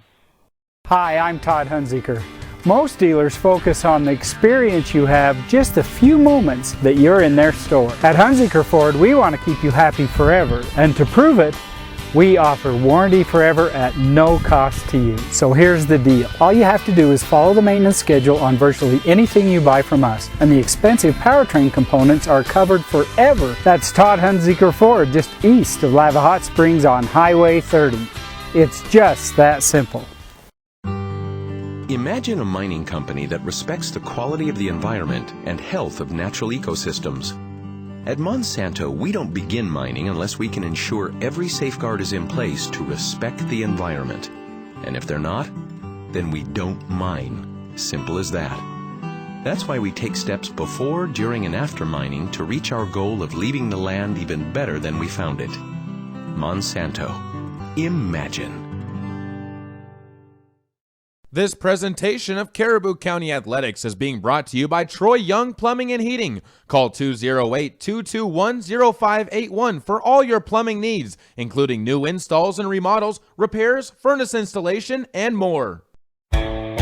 If you're looking for live local sports, local news, weather, live classifieds, and free photo downloads, search no more. MyLocalRadio.com has what you want. Watch your teams live or browse the tens of thousands of photographs of Wyoming, Utah, and Idaho high school events, from speech and drama competitions, rodeo, an array of different athletics, activities, community events, and so much more. Visit MyLocalRadio.com today and find what you're looking for. Let technology make life a little easier and give you peace of mind about your home. With affordable security and smart home options, SilverStar makes it easy to take the first step. Keep an eye on what's important to you and be able to act before an incident becomes an emergency. You're in good hands when you choose SilverStar. We've been bringing cutting-edge technology and star treatment customer service to Eastern Idaho and Western Wyoming for nearly 70 years. Call us today and ask about our starter security and smart home packages. Welcome back out to the Parma Holiday Invitational on KBRV The Bear and MyLocalRadio.com, where the Soda Springs Lady Cards have a 2-point edge on Parma. But I'll tell you what, the Parma Panthers not playing like a team that is wanting to lose on their home court. They've out-rebounded the Cardinals by 10. They've only turned it over 3 times. They've forced 8 turnovers, and they have scored, much like the Cardinals, with plenty of different weapons, including 6 different players scoring, the same amount as the Cardinals have had score. Well, scoring is one thing in the ball game, but the defensive efforts by both of these teams has been quite good also. You know, we've seen both teams putting on a little bit of a press, not what you'd consider a trap or anything like that, but they've contained the ball, and it's really affected both teams. As for the Soda Springs Cardinals, Casey Smith with 6 points and 1 rebound to lead the way in scoring. Kirsten Rasmussen with 4 points and 2 rebounds. Jorianne Ball has 3 points and 2 rebounds. Sadie Groning 4 points and 2 rebounds. 2 points and 3 boards for Danny Smith, and 1 point and 2 rebounds for Casey Anderson. Kat McCullough with 3 rebounds so far for the Cardinals. On the other side, the Parma Panthers, 6 points for Madison Jackson, 4 points for Cassidy Forsberg with 4 rebounds. Addison Harris, 8 rebounds from not even the tallest player on the Parma side, and she has joined alongside with Forsberg with those 4 rebounds. And again, the rebounding is just the shocking thing in this game so far, in my opinion, that the Cardinals are not just losing the rebounding battle. They've lost it by 10 rebounds and a half. I think that's something they'll be discussing at halftime. You know, a lot of it isn't because they're bigger players than we are. A lot of it's because we're not boxing out like we should. And it's, again, the desire to get that basketball just seems more. You see on every rebound 4 Parma Panthers, minimum of 3 Parma Panthers going into it. Doesn't matter if it's offensive or defensive, there are black jerseys in the paint. For the Cardinals, you see a couple, but they're more worried about streaking out down the court to run the fast break, and you can't do that right now against this team. No, you can't, and I'm sure that's being discussed, and the coach will set them straight on exactly what he expects them to do, and they'll do it, and I think you'll see a different style of rebounding in the second half. The good news for the Cardinals, though, they are staying out of foul trouble. Only 5 fouls as a team in that first half, as they lead by 20 to 18 here at the halftime break. We're going to take a break. When we come back, we'll continue to discuss this game as well as give you a look at what's going to come next week for the Soda Springs Cardinals, as they have plenty more on the agenda as the second half of the season will be coming forward on KBRV The Bear and MyLocalRadio.com. This presentation of Caribou County Athletics is being brought to you by Crop Production Services of Bancroft. Call 208-648-7891 to learn how to get the best production out of your crops.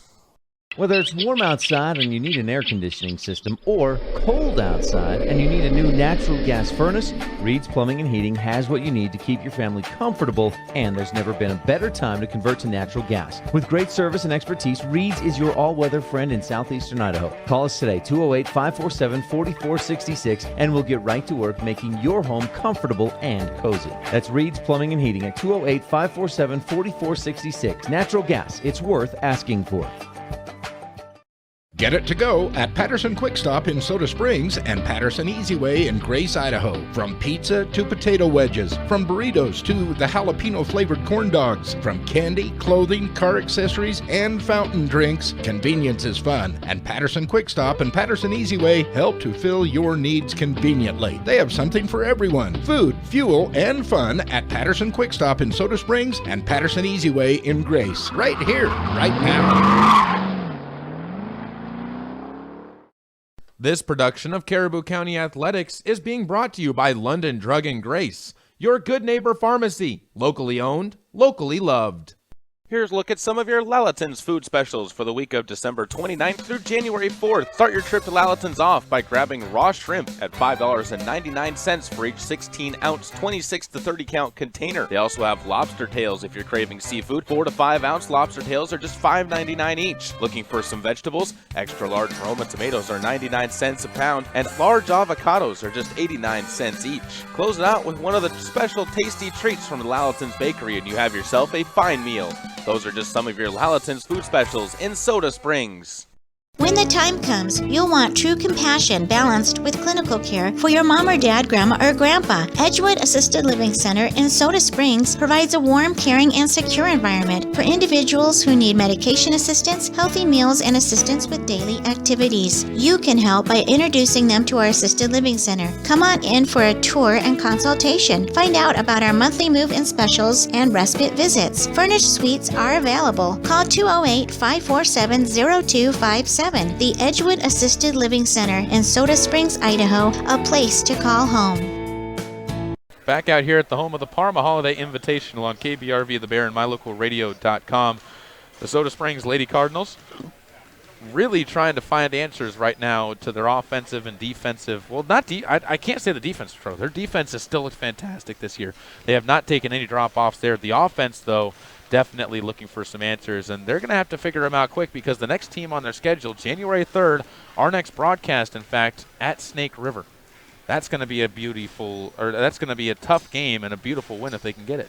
I agree with that. But, one thing that I've noticed in this entire tournament so far, and even more as the games have progressed down here to the third day, is that the Soda girls seem reluctant to shoot. I don't know if you've noticed that as well as I have, but they pass it around out there, and it seems like they're almost afraid to shoot it. We've not had the best shooting performances by any of these ladies in the last 3 games, but, they have got to shoot the ball when they get open, and we've passed up a lot of open shots. There are a couple of them that have. Sadie Groning comes to mind. She's put up shots. Kirsten's put up shots. Casey Anderson has put up shots, and Casey Smith has put up shots. But when you look at some of the other players on the team you're used to shooting, Kat McCullough, beginning of this year, first couple of games this season, really aggressive when it came to putting up shots with the ball. Haven't seen her. She even passed up one that was from 10 feet away in this game where she didn't really have anybody near her. You look at Taylor Myers. I don't know when I've last seen her put a shot up onto the board. And Jorianne Balls is looking somewhat tentative as well when she gets the ball sometimes. They're playing well, but they're not playing aggressive. I agree, and I do think they need to put the ball up a little more often. 20 points and a half is not a lot of points. That's 10 points a quarter. We can do better than that. We should be getting anywhere from 15 to 18 points in a quarter. That might sound like an awful lot for a high school girls team, but when this team has played as much as they have together, they should be able to do that. And we've seen it from them so far, even in this tournament, where they've had 16, 17, 18-point quarters so far. 20-18, though, they lead as they'll come back out onto the court. Starting lineup looks like this: Sadie Croning, Danny Smith, Casey Smith, Casey Anderson, and Kirsten Rasmussen on the court. Starting lineups again brought to you by Mountain View Dental, where they provide general and cosmetic dentistry for the whole family. And want to wish good luck to the Cardinals from Dr. Walker and his staff. Casey Smith gets the inbounds play from the far side, gets it back up top to Danny Smith. We'll bring it over to her left. Back to Groning on the far side wing. Back up top to Danny Smith. They'll continue to shift the ball around the outside of the circle, and Groning wide open from 19, can't hit it off the front of the rim. Rebound loose on the ground, and Forsberg picks it up for her 5th rebound of the game. Up the court comes Jackson, straight through into the Cardinals, and she's going to get caught up as she ran straight into Sadie Groning, who was standing in the spot and said, "I ain't moving," and Jackson said, "Well, I ain't moving, but my feet moved," and Jackson turns it back over to the Soda Springs Cardinals. 20-18, 7 minutes and 30 seconds to go, just underway, second half of action on the Caribou Memorial Hospital scoreboard. Smith up for 3. Casey can't knock it home, and the rebound is picked up on the backside again by Gentry. Good news for the Cardinals. You are seeing them put up some more shots quickly as they look to try and get this lead built back up. Underneath, Forsberg loses the ball, stripped away in the half court by Rasmussen. Falling away, feeds the ball off to Danny Smith to avoid traveling, and Danny will bring it forward. Left open right side wing. Parma gets back well on defense, and Danny will step between the rings before feeding it to Casey, far side wing. Up top, Anderson at the high post, gives it back around. They'll find Casey Smith, far side wing for 3. Can't knock it home. A little bit long off the back of the rim, and another rebound for Gentry. 3-0 already, the rebounds for the Parma Panthers. Part of that because they've been turning it over, and the Cardinals haven't had a chance at a rebound, as they do again for a 3rd straight possession. Parma not able to get a shot up. But the other thing is again, the Cardinals not getting those second chance opportunities either on the inside. Danny Smith to bring it forward. 6 minutes and 37 seconds to go. Danny gives up top. Kirsten, inside pass is going to be off the hands of Anderson and into the hands of the Panthers, but they travel with it again. 4 turnovers for Parma on 4 straight possessions, and Coach Calkins has seen enough as he immediately gets up off the bench and sends Riley Morgan and Addison Harris into the game for a couple of his players, as he'll take out Courtney Weber and Ashley Gentry. Danny Smith to inbound. Lofts it to Casey near side. She'll step around the closing Gentry and feeds it over to the far side. Groning up top finds Danny Smith. Bounce pass to the far side. Bounce pass inside. It'll be taken by Anderson, who tries to bank one in. That's no good again. And Riley Morgan with another rebound for Parma. They'll bring it forward as Jackson to the near side, passes it off. It'll be Condi. Skip pass to the far side to a wide open Riley Morgan, who can't hit the 3. Forsberg gets the ball back. She fights up a shot. That's no good, and this time Anderson gets her first rebound of the second half. Cardinals continuing to push the pace. Groning gets the ball up in the front court on the baseline, finds Rasmussen, who loses the ball, puts up a shot, though somehow it's loose on the ground after the miss on the far side of the rim, and the rebound from Jackson is poked out and picked up by Parma again. 5 minutes and 44 seconds to go, still at 18-20, and Forsberg about to easily change that as she had a wide open layup, is going to be fouled, and it will be Parma to shoot at the line as the foul picked up by Kirsten Rasmussen, who gets her 3rd. Ball's just not falling right now for Soda Springs. But at least they're shooting. Free throw by Forsberg, up and no good off the front of the rim, bounces to the near side. 5 for 9 now for both teams from the free throw line, and it remains a 2-point game, 20-18, a long scoring drought, 2 minutes and 20 seconds for both sides. Forsberg, another right-handed shooter. Same hairstyle as Kirsten Rasmussen with the curled hair, as the second free throw misses as well, and another chance to score goes for naught for the two sides here. 18-20, same score we had at the half, as the right side, Danny Smith gives it back to Groning. She'll find McCullough, far side wing. Cardinals will continue to rotate it around. Danny left open for a moment, finds Sadie. She goes to the left corner for McCullough, who gets it back to Sadie. Cardinals continuing to rotate it around, and Danny Smith finds herself open. That shot up and no good, and the rebound out of bounds, staying with the Soda Springs Cardinals, as it was poked away from behind by the Parma Panthers. 5:16 left to go, third quarter of play in a 2-point ball game. Anderson to inbound. Bounce pass, finds Taylor Myers, back down low to Anderson, stripped away by Jackson. Timed the run perfectly, takes it up the court, stops, pops, splashes from 8 feet. And Madison Jackson gets the game tied up at 20 apiece, with the first bucket coming almost 3 minutes into the third quarter. It'll be Danny Smith to bring it forward at her left, finds Sadie Groning on the wing. Fakes the pass inside, back up top to Danny, to the right side. Cat looks down low. There's Anderson, who gets pulled out of the post and then stripped of the ball as Forsberg takes it away from her, and it'll be back to Parma. 4 minutes and 44 seconds to go. A chance for the Panthers to take their first lead of the ball game. Jackson, double team near the top of the key as the Cardinals extend a zone press. It'll be to the far side. Forsberg gets it into the paint, fading away, but traveling first with the basketball is Addison Harris to turn it over. The Parma fans got excited for a moment, but a good call by the official. Cardinals will sub out Anderson. She comes to take a seat onto the bench. Jorianne Balls will come back into the game for her, and it'll be up to Danny Smith to bring it forward. The braided ponytail on the back starting to come loose for Danny as she gives the ball back to Groning. Up top to McCullough. Skip pass, far side. It'll be taken by Myers. Inside pass, poked away, and Parma another turnover forced as they will have both teams flying for the ball, and a foul is going to be picked up. Myers diving to the floor as she picks up another one. And I'll tell you what, we've said it before in this game, Myers has been absolutely fantastic in the effort she puts out there on the court this season. She's just that kind of a player. She's done that her entire career. And she's not going to give up. She's going to continue to fight for that ball. Second foul on Myers. She'll check out. Lonnie Finlayson checks into the game for Soda Springs. And Parma will inbound the basketball as Jackson will take it and comes across the logo. 4 minutes and 10 seconds to go. To the right. Hands the ball off. It'll be taken there by Morgan, who tries to step in and instead gives it to Condi. She backs up outside the three-point line again as well. Finds Jackson, who travels with the ball herself. And while the Cardinals have 11 turnovers in this game, Parma with 18 turnovers now, and we're still with 4 minutes to go in the third quarter. Danny Smith again will bring it forward for Soda Springs on the right side. Goes to the top of the key. Looks to her left. Bounce pass into the corner. Sadie Groning for three. Can't hit it again as the Cardinals are robbed of another shot by the rims here at Parma. And Cassidy Forsberg gets another rebound. Up ahead quickly. They'll find a pass inside as the ball rolls along the rim by Addison Harris. And the rebound poked out of bounds again. And we are still at 20-20. 2 total points in the quarter so far in what has been just not even defense, but just a lack of shots falling.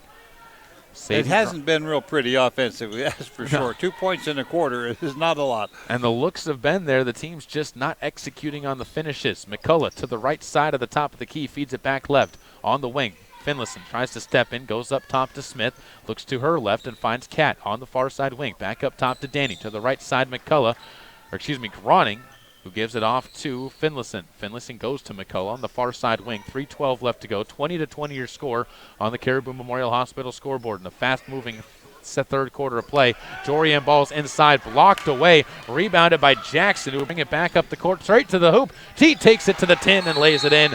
Madison Jackson with her 4th point of the quarter. All 4 points in the quarter going to Parma and her. And we have a timeout, a full timeout taken by the Parma Panthers. Back after this on KBRV The Bear and MyLocalRadio.com. Hi, I'm Todd Hunziker. Most dealers focus on the experience you have just a few moments that you're in their store. At Hunziker Ford, we want to keep you happy forever. And to prove it, we offer warranty forever at no cost to you. So here's the deal. All you have to do is follow the maintenance schedule on virtually anything you buy from us. And the expensive powertrain components are covered forever. That's Todd Hunziker Ford, just east of Lava Hot Springs on Highway 30. It's just that simple. Welcome back out to the home of the Parma Holiday Invitationals. For the first time in the game, the Soda Springs Cardinals trail 22-22 the Parma Panthers, as the third quarter has not been kind to the Cardinals. Not like it's been generous to the Panthers either. Only 4 points in the game so far for either team. Parma's 0 for 2 from the free throw line as well, but Madison Jackson with her 10 points, 4 of them in this quarter, that's been the only points that have been scored, and all that's really just due to her aggression to take the ball up and down the court. I agree. You know, one thing that you think about as the game goes on, if the Cardinals put on that half-court trap, with Madison on the other team, she is so quick. I don't know that trap is going to work. That might be why they don't have the trap going in this game. 22-20, Soda Springs right now down by 2. Groning at the top of the key, goes left to Jorianne Balls. Back to the top where Finlayson comes to the near side corner. Danny Smith goes to McCullough, who puts up a 19-footer. Airballs that one out of bounds. Last touched by Parma, though. And with 2 minutes and 37 seconds to go, it'll be McCullough to inbound the basketball. Guarding the inbounds play is Riley Morgan. As Morgan will watch as McCullough gets it to Danny Smith. Outside, Sadie Cronin goes back to McCullough. Right side corner, nobody near her. Thinks about a 3, puts up a 3, and the rebound's going to be grabbed by Addison Harris once again. Up the right side, Cardinals pop the ball away. Finlayson comes away with it after Groning poked it away. But the Panthers right there, and Jackson tripped up by Finlayson, who hit the deck after trying to get the ball back in, and both sides will trade turnovers again. And I'll tell you what, the Parma Panthers not giving up on a play that a lot of other teams might have. I agree with that, and I think that's what the difference is in this ballgame so far. They're going for everything. 2 minutes and 20 seconds to go to the right side. Ball taken by Condi. Pass down low to Jackson, who turns around. Hook shot, no good. Rebounded on the putback, though, by Harris. Another, and that is exactly the definition of it. It was blocked in the air, and the Cardinals still did not box it out, even though it went right to the person who blocked it. The Parma Panthers just playing a much better game of basketball in this contest, especially this third quarter. Harris at the line for free throws. First one up and good. Makes it a 3-point lead for Parma as they're shutting out Soda Springs, something that is tough to say. And one more free throw coming up for Harris. Second free throw up, no good. Missed everything off the backboard, and it'll be to the Cardinals on the miss. You don't see that often where they swish the first one and miss everything the second. Usually it might be the other way around. Had a basketball coach once, so I was watching a kid shoot some three-pointers, hit 3 in a row, airball the next one. The coach looked, I don't think I've ever seen that before. To the right side, McCullough takes the basketball. Goes up top to Sadie Groning. 1:58 to go. It's Finlayson at the top of the key, finds Danny Smith, right side wing. Danny gives it back to Jorianne Balls at the high post before Danny feeds it back to Sadie on the corner. Sadie bounce pass back up to Danny Smith, back to Sadie, left side corner. Cardinals moving it around well, but they're not finding anybody to get it to as Sadie finally gets them onto the board with a point as she knocks home the bucket, and the lead is back down to 1. But the Panthers will answer right back as inside of the post, it's Addison Harrison with her 5th point of the game, and a quick strike from Parma gets them back onto the board. This Parma team quick and fast and not afraid to run up and down the court. Groning gets the ball up top to McCullough. Finlayson takes it right side wing before waiting for a couple flashers. Pass outside. It'll be Jorianne Balls for 2 from 19 feet. No good. A rebound tipped around. Still fought for on the ground, and a Bear Lake Drug jump ball. No, they're going to call a travel on Parma as Harrison got the ball, and it will be Cardinals to inbound. So Harris got the basketball but then traveled with it to turn it over to Soda Springs. Kat McCullough will inbound. Waits for Groning to flash through, right side corner, far side corner, before a bounce pass near side, but it's a 5-second call first. You got to be quick on the motion if you're going to run those offensive plays. You can't be jogging to places. Parma inbounds again. It'll be Jackson to take the point. Fires a pass up deep, picked up by Harris, loses it through her hands. The ball still loose, picked up by Sadie Groning. So another turnover by Parma, their 10th of the quarter, and it'll be Groning to bring the basketball up to the near side. Finds Rasmus into the lane, might have gotten away with the travel, won't matter as Jackson gets a rebound off of a missed shot that was airballed into the sky. Jackson up the court, fires up a shot. That ball off the front of the rim, rebounded again by Riley Morgan to the far side. Riley gives the ball off to Jackson at the top of the key. Down low, it's going to be Harris losing the basketball, picked up by Rasmussen, and the Cardinals will push it back the other way. Down 3, 25-22. Sadie Groning stops, pops, gets the friendly roll on the rim as she's got back-to-back buckets, and the Cardinals stay within 1. 24 seconds to go. Parma up the court, throwing it away. Jackson trying to run the ball forward, and Coach Michael Calkins on the bench saying, why are you rushing that? There's no need.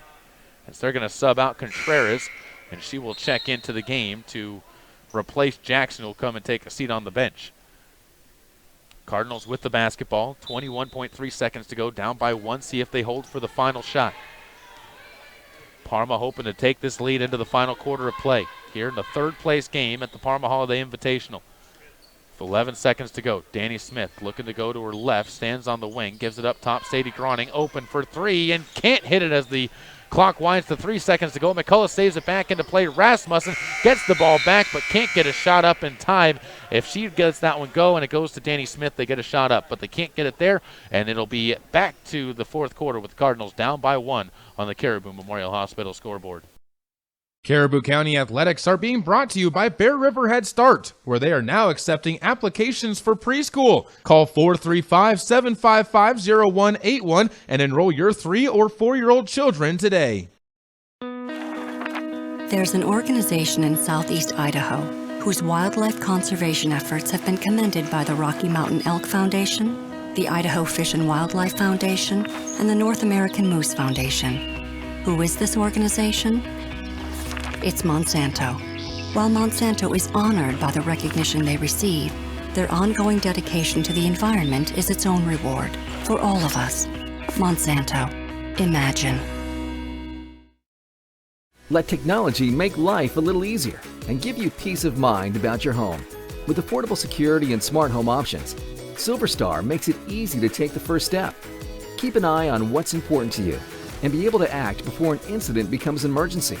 You're in good hands when you choose SilverStar. We've been bringing cutting-edge technology and star treatment customer service to Eastern Idaho and Western Wyoming for nearly 70 years. Call us today and ask about our starter security and smart home packages. Welcome back out to the home of the Parma Holiday Invitational. Soda Springs down by 1, 25-24 to the Parma Panthers to start out the fourth quarter with the basketball. As to her right goes Harris, that is Morgan. Jackson into the paint, finds Harris. Her shot blocked away and picked up by Sadie Grunning. And the Cardinals will get a chance to try and take the lead down by 1. 7 minutes, 43 seconds to go. Rasmussen to Grunning. Far side, McCullough goes down low to Rasmussen again, who's fouled on the way up. Forsberg's going to pick up her third, and it'll send Kirsten to the line, where so far she is 2 of 2. Cardinals right now in this game being out-rebounded 38-27, or 17, As Parma, that's been the big difference. Cardinals have forced 23 turnovers to their 13. First free throw good to tie the game up, but Parma has offset the turnover game with the rebounding game to get themselves extra possessions. Out of the game checks Forsberg. Into the game is Ashley Gentry. And the free throw up and good to give the Cardinals a lead. 26-25 on the Caribou Memorial Hospital scoreboard. Jackson will bring the ball forward, goes to her right, crosses the timeline, beats Danny Smith, and gets cut off by Casey Smith as the sisters combine on a double team. Ball backed off. Jackson brings it to her left, passes into the paint. Harris can't handle it, and it's bounced off, that's Morgan who can't handle it, bounced off her to Condi. Condi gets it back to Morgan, inside Jackson. Backdoor pass into the hands of a wide-open Harris, who can't hit the shot as McCullough tracks down the board underneath. Gives the ball off back to Danny Smith, up the middle of the court to the far side. Casey finds an open Rasmussen, who banks one up and in. Kirsten starting to take over. That's what they need. They need a player to say, this is my game to control. 6 minutes and 56 seconds to go. Jackson to the right side, steps to the elbow, puts up a little teardrop, no good. Rebound tipped around. Finlayson can't quite get it off her fingertips, and it goes out of bounds. Another Parma inbounds play coming up, with Parma trailing by 3 on a 4-0 run to start the fourth quarter. 28-25, ball passed in, and a violation on White on the line as Kirsten jumped over the black line a little bit. They'll see Finlayson check out, take a seat onto the bench as Jorianne balls back into the game for Soda. Harris, inbounds pass. Poked away, back to Condi though. She gets it up top, and it'll be taken by Gentry. She finds the near side. Contreras for 3 to tie it up, and does. Barely moved the net. Contreras with a silky smooth three-pointer. 28 all on the Caribou Memorial Hospital scoreboard. Ball bounced to the far side. Casey Smith finds Danny to the near side. They'll rotate into the corner. McCullough gets it back up to Danny, up top of the key. Casey wide open for the answer. No good. Off the front of the rim as Jackson gets another rebound for herself, and it'll be pushed up by the Parma Panthers to the near side. Condi packed out of the paint. It'll be inside as Harris tries to throw one through 3 sets of Cardinal arms and only gets through 1 as Casey Smith with another turnover will bring it forward. To the right side, Casey backs it to the wing. Danny on the top of the key finds Jorianne. Inside pass to Rasmussen, who lays one up and in. Kirsten's a girl on fire. Keep feeding that woman the ball. 30-28, 5 minutes and 55 seconds to go. Cardinals back up by 2 on the Caribou Memorial Hospital scoreboard. At the top of the key, Jackson gets the ball back inside before getting it back out to Condi. Backs it up near the center court logo. Drives it forward, bounce pass, trying to go through the defense, and another turnover. Parma being very aggressive with where they throw their passes to, and it's been a downfall of sorts in this game. Casey Smith goes to the right corner. Jorianne underneath to Rasmussen, who turns around, banks another one in. She's gone left, left, and right to get 8 points in the quarter, and she's got the Cardinals up to a 4-point lead. The Panthers need an answer. They got to get one quick, as with 3 minutes gone by, the Cardinals up by 4 here in quarter number 4. If you're looking for live local sports, local news, weather, live classifieds, and free photo downloads, search no more. MyLocalRadio.com has what you want. Watch your teams live or browse the tens of thousands of photographs of Wyoming, Utah, and Idaho high school events, from speech and drama competitions, rodeo, an array of different athletics, activities, community events, and so much more. Visit MyLocalRadio.com today and find what you're looking for. Back here once again at the home of the Parma Holiday Invitational on KBRV, the Bear, and MyLocalRadio.com. A nail-biter for the Soda Springs Cardinals again. Well, this time they do have the lead in the fourth quarter, 32-28, not playing from behind. Parma, though, not a team to count out no matter how far down they are with this much time left. Contreras on the near side wing floats a pass inside. It'll be taken by Jackson back outside the three-point arc to the right side. Underneath, a wide-open Forsberg finishes the shot. She's got her 6th point of the game, and the time is back to a 2-point affair. 32-30 to the near side. McCullough to the right side corner, steps inside the three-point line, goes back to Rasmussen again. She puts up a teardrop. That's no good. Jorian and Rasmussen both go for the rebound, and it's into the hands of the Parma Panthers. While you love feeding it to Rasmussen, that's not a good shot for her. Not a great look. Not when she's behind the board like that. There's hardly any chance at all of making the shot. Got to pass that out, reset yourself, and go again. On the right side, Harris with the basketball for the Parma Panthers. Up top finds Jackson near the top of the key with 4 minutes and 39 seconds to go. Into the paint goes the basketball, but it's going to be picked up by the Cardinals on another turnover. 26 in the game now for Parma. Up the court comes Danny Smith to the left side corner, or left side wing, Casey airballs one. Rebound out of bounds again. Rasmussen could not corral it as Forsberg had the first look at it, but it goes off of her and out of bounds. 4:24 left to go, and another chance for Jackson to bring the ball forward. Straight up the center of the court she comes, crosses the timeline with 4:19 to go. Right side, Jackson almost tripped, gets it back though. To the near side, she takes it to the wing where Contreras comes back the other way, gives off to Harris on the right side wing, poked away by Casey Smith, and it remains Parma basketball. 32-30 on the Caribou Memorial Hospital scoreboard. Danny Smith checks out. Kat McCullough back into the game for Soda Springs, Sadie Groning back into the game for Soda Springs. As Jackson wings one down low, beating the press is Gentry, and she lays one up and in, knotting the game up at 32 apiece now. Both sides, back and forth we go. 32-32. Casey Smith near side finds McCullough. Kat waits for a cutter. Now gets back to Casey, back to Kat. Inside pass goes to Kirsten. She flashes post, puts up another shot, rolls in and out, no good. Almost a near imitation of the last shot she put up, but a little bit better position. Jackson up the court to the right side, straight to the hoop, 2 steps and in, and the foul. Jackson, to make a comparison to an NBA player, playing a lot like Russell Westbrook does at the NBA level right now, just fearlessly cutting to the hoop whenever she can. She sees a hole, she's going to take it there. You know, with all the girls we've been watching this past 3 days, I'm more impressed with her play probably than anybody else I've seen. Absolutely, and just the fearless way she goes about it as Kirsten picks up her 4th foul on the play, and it gives the Parma Panthers a lead. Taking a seat on the bench is Casey Smith as Danny checks back out there for the Cardinals. Panthers make the second free throw. They lead by 3, 35-32. It'll be Danny Smith to bring it up. Sadie Groning goes far side corner, gets it back to Danny. She's open for 3. That's up. That's too strong. Rebound. Fought for Jackson again. If you got a player of the tournament, I know she's not in the championship game, but my goodness, this girl, it's the desire and just the knowledge of where to go is what is helping her out. 3 minutes and 16 seconds to go. Contreras brings it around to the near side. Harris on the back side goes between the rings and gives it back to Jackson. Playing right now with 13 points and almost double-digit rebounds as she's got 8. Ball bounced to the right side corner. Inside pass finds Gentry, who lays it up and in. Beautiful spacing on the play there, and the Panthers build it to the biggest lead they've had all game, 37-32. Up the court, Danny Smith looks over to the Cardinals bench. 2:50 left to go in a 5-point affair. Cardinals trailing by that 5 points. Bounce pass to Groning, right side corner for 3. Count it! Sadie Groning splashing it home. 11 points in the game for Sadie. Cardinals cut it to 2 and a timeout taken by Wade Schwanevelt. And we will keep it right here for this timeout with 2:40 left to go.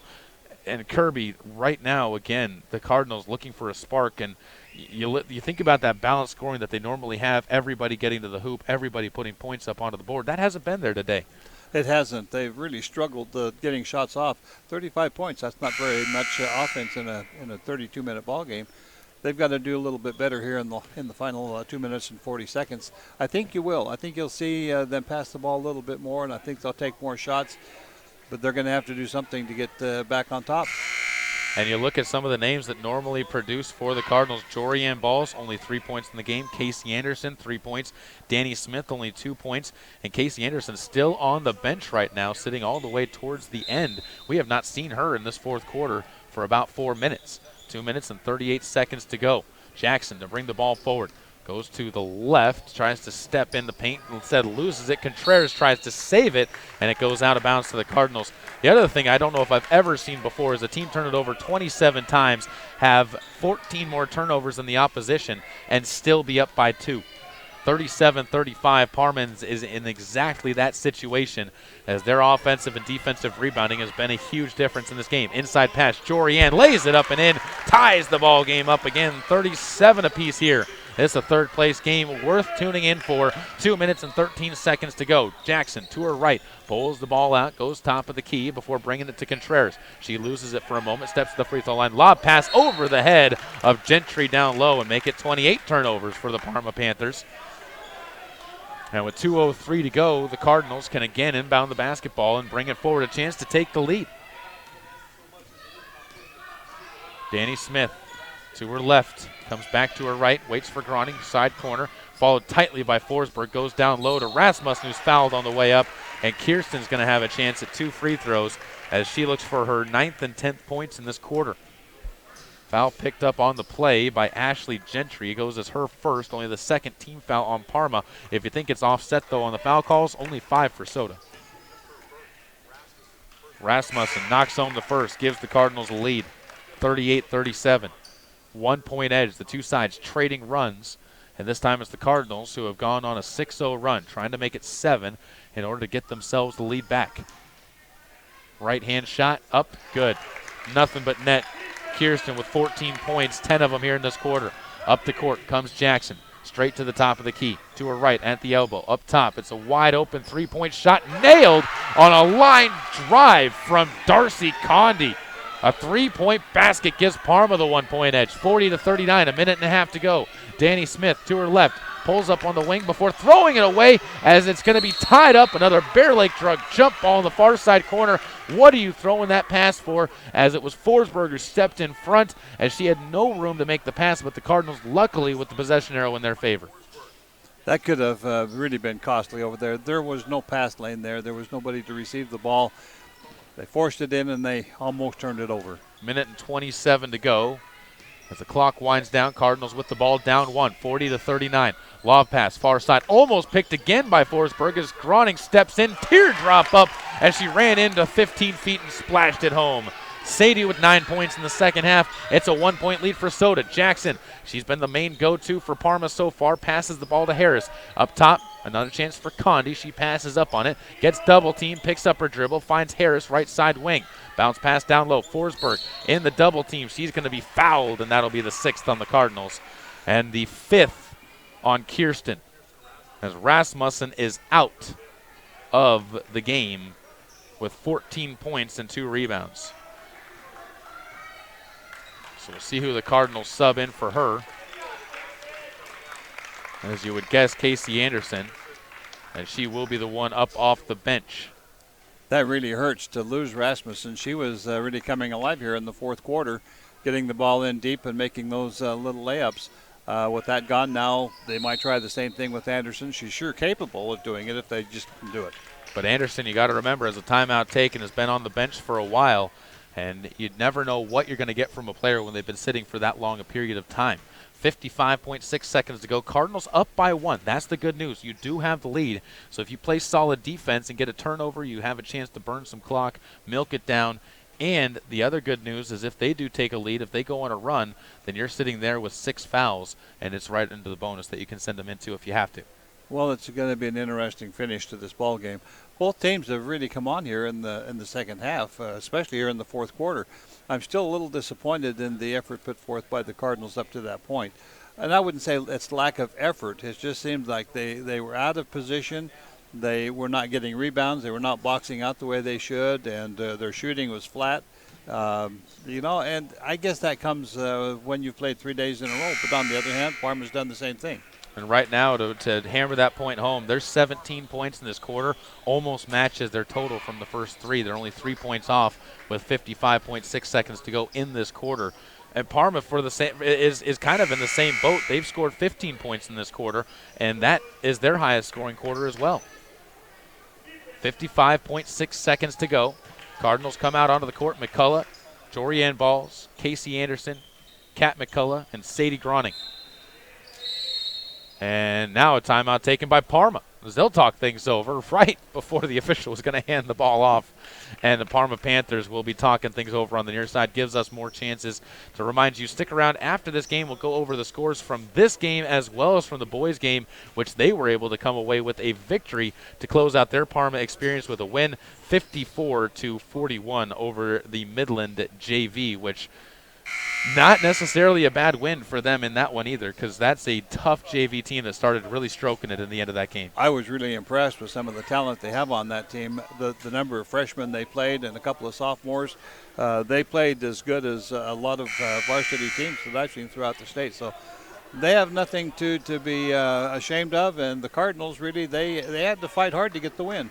And that's always good going into the second half of the season. One of the reasons you play these tournaments, especially with them having a game on the 3rd of January against Marsh Valley at home.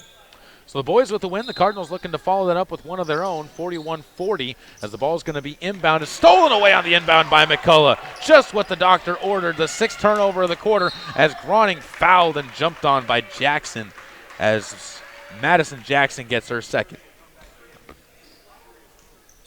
Only the 3rd team foul on the Parma Panthers.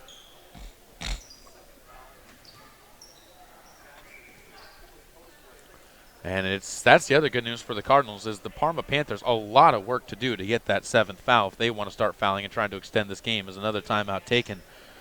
41-40 on the Caribou Memorial Hospital scoreboard. Again, keeping this one right here as the Cardinals will have another inbounds play coming up. And now all of a sudden, what are you saying in the huddle if you're Coach Michael Calkins for the Parma Panthers down 1? Well, one thing that's a little better than it was a few seconds ago, the game is still up by 1 as far as we're concerned. We're ahead by 1 point, and now we have the ball instead of the opponent. So what we need to do is we need to make sure that we get a good shot, or else we drive to the basket, get them to foul us. But we would like to run some time off the clock if we can. How does Parma stop that? Well, Parma's going to have to play everybody pretty tight. They're going to have to go for the ball, and they're going to have to just stay on their man and try and deny any decent shots that they can get. They would rather foul than give up a good shot. 49.7 seconds to go. Ball inbounded to the backcourt as Casey Smith will bring it up, and she's going to be bumped and fouled. And you can tell Parma right now starting to get that. They want to get those fouls taken care of. They have fouls to give right now. They're choosing wisely who is going to be the fouler. And that time it was Darcy Condi who gets her 2nd foul. That's a smart move by them right now, because you don't want to have to waste time in order to get that foul onto your side. Casey Anderson gets the ball now, gives it back to Groning, and another foul is going to be called. This time it goes against Riley Morgan as her first, and that's the 5th team foul now on the Parma Panthers. Soda Springs so far in this game, outside of Kirsten Rasmussen, who's 6 for 6 from the free throw line, but on the bench, they are only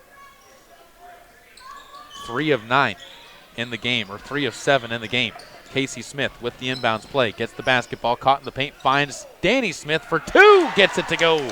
Right side wing, Danny Smith with a dagger. It's a 3-point game, 30 seconds to go. Jackson inside, pass to Contreras, steps through double team, blocked out of bounds.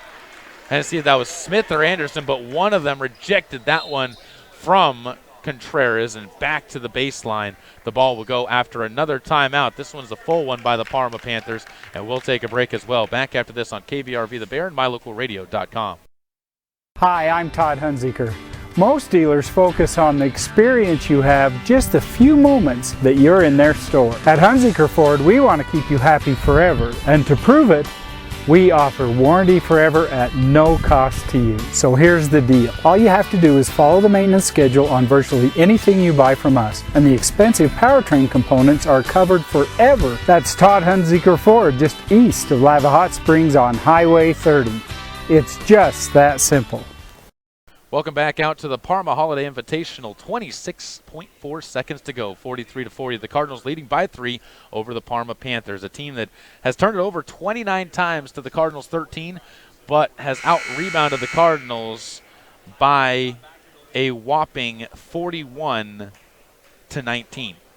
Oh, I tell you, with a stat like that, I would almost swear that the team would be up by about 15, 20 points. And again, it's the rebounds have offset completely the turnovers, and that has been the big difference in this game, is each side has been really, really good at one thing, and that thing has offset the other side at whatever they've been trying to do. 26.4 seconds to go. We'll see which side's really, really good thing comes away here. Cardinals looking for another turnover. They got one last inbounds play. They will again this time, as this is taken in the backcourt out of bounds, and make it 30 turnovers for the Parma Panthers. And it will be Cardinal basketball on the near side. And excuse me, the officials will say it's Cardinals ball from the baseline to inbound. Okay, because nobody touched it on the way into play. So it will be Cardinals ball, but they have to go the full length of the court to get it in. Bounce pass inside, finds Casey Smith. She's going to be fouled from the side. That one goes on to Addison Harris, who gets her first by my tally, and one more to go in order to get the Cardinals into the bonus. That team foul number 6. One more to go, as the Panthers will look for a steal or a foul. Danny Smith flashes right, Casey left, Groning short. They'll get it to Sadie Groning. She's going to back it up, finds it to Kat McCullough. Casey Smith now comes up, and she's going to be fouled hard by Jackson into the bench, and then Jackson reaches over and says, you should have just let me foul you. Just let me foul. You know what I was doing. Yeah. So that'll send Casey Smith to the free throw line. She's 1 of 2 so far in the game. 18.5 seconds to go. And 1 and 1 free throws, so not 2 free throws, just 1 for Casey Smith. 18.5 to go. First free throw up and good, so she does get 2. Casey, that should be something that you just come to expect from her, as she is definitely, again, we've said this before in broadcast, but she works the hardest out of anybody in the team on her free throws. I believe that, and she has really made an improvement over last year. Second free throw good as well. 5-point lead for the Cardinals. That's a very tough point to overcome with 16 seconds to go as Parma brings it forward. They'll slow it down with Condi. You can't slow it down right now as they go right side. Hand off. It'll be Gentry. Gives to Jackson for 3 from deep off the side of the rim. Rebound back into the hands of Contreras. She's almost tied up. Outside the pass goes. 2 seconds. 1 second. Shot up. No good. And the Cardinals win it 45-40 over the Parma Panthers, after what was a spirited effort from both of these two teams. And you got to tip your caps to each one of them. That was really a tough-fought ball game, especially here in the second half. They played just one basket after another, going different directions, and no one seemed to put a lot of momentum together to run off a streak of 6 or 8 points. It was just basket after basket, and that makes it kind of fun to watch, but kind of nerve-wracking down the end. Definitely nerve-wracking at that. We'll take a break. When we come back, we'll have the final stat recap of this one and the boys' game that was previous from this, and all of that coming your way on KBRV The Bear and MyLocalRadio.com from the Parma Holiday Invitational. This broadcast of high school sports is being made possible by the Mound Valley Cattle Company in Thatcher, Idaho, serving Utah, Idaho, and Wyoming.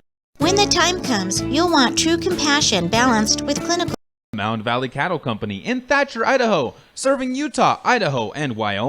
When the time comes, you'll want true compassion balanced with clinical care for your mom or dad, grandma, or grandpa. Edgewood Assisted Living Center in Soda Springs provides a warm, caring, and secure environment for individuals who need medication assistance, healthy meals, and assistance with daily activities. You can help by introducing them to our Assisted Living Center. Come on in for a tour and consultation. Find out about our monthly move-in specials and respite visits. Furnished suites are available. Call 208-547-0257. The Edgewood Assisted Living Center in Soda Springs, Idaho, a place to call home.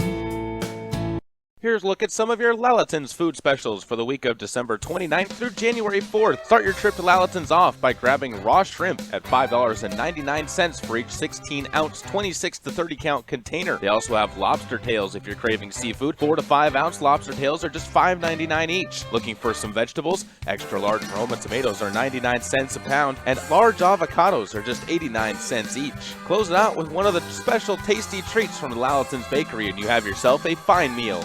Those are just some of your Lalaton's food specials in Soda Springs. Whether it's warm outside and you need an air conditioning system, or cold outside and you need a new natural gas furnace, Reed's Plumbing and Heating has what you need to keep your family comfortable, and there's never been a better time to convert to natural gas. With great service and expertise, Reed's is your all-weather friend in southeastern Idaho. Call us today, 208-547-4466, and we'll get right to work making your home comfortable and cozy. That's Reed's Plumbing and Heating at 208-547-4466. Natural gas, it's worth asking for. Get it to go at Patterson Quick Stop in Soda Springs and Patterson Easy Way in Grace, Idaho. From pizza to potato wedges, from burritos to the jalapeno flavored corn dogs, from candy, clothing, car accessories, and fountain drinks, convenience is fun. And Patterson Quick Stop and Patterson Easy Way help to fill your needs conveniently. They have something for everyone: food, fuel, and fun at Patterson Quick Stop in Soda Springs and Patterson Easy Way in Grace. Right here, right now. Cardinals looking for answers right now, but they found the answers enough to win the game against the Parma Panthers here at the Holiday Invitational. As we take a look at the final stats, the Cardinals boys took a win earlier today. The Cardinals girls will follow, and I think the craziest number in this game for me, there's two of them, really. Well, I'm going to go with three crazy numbers. That's the final offer for y'all. But the first one, they got out-rebounded by 23, 42-19 in this game. That is not something that you are going to be happy to see if you're Wade Schwanevelt coming down there. The other one, on a bright spot, you forced 17 more turnovers, 30-13, and you didn't turn the ball over at all in the fourth quarter. The other weird one, and this one shows just I don't know if it's disappointment in the third quarter and the second quarter.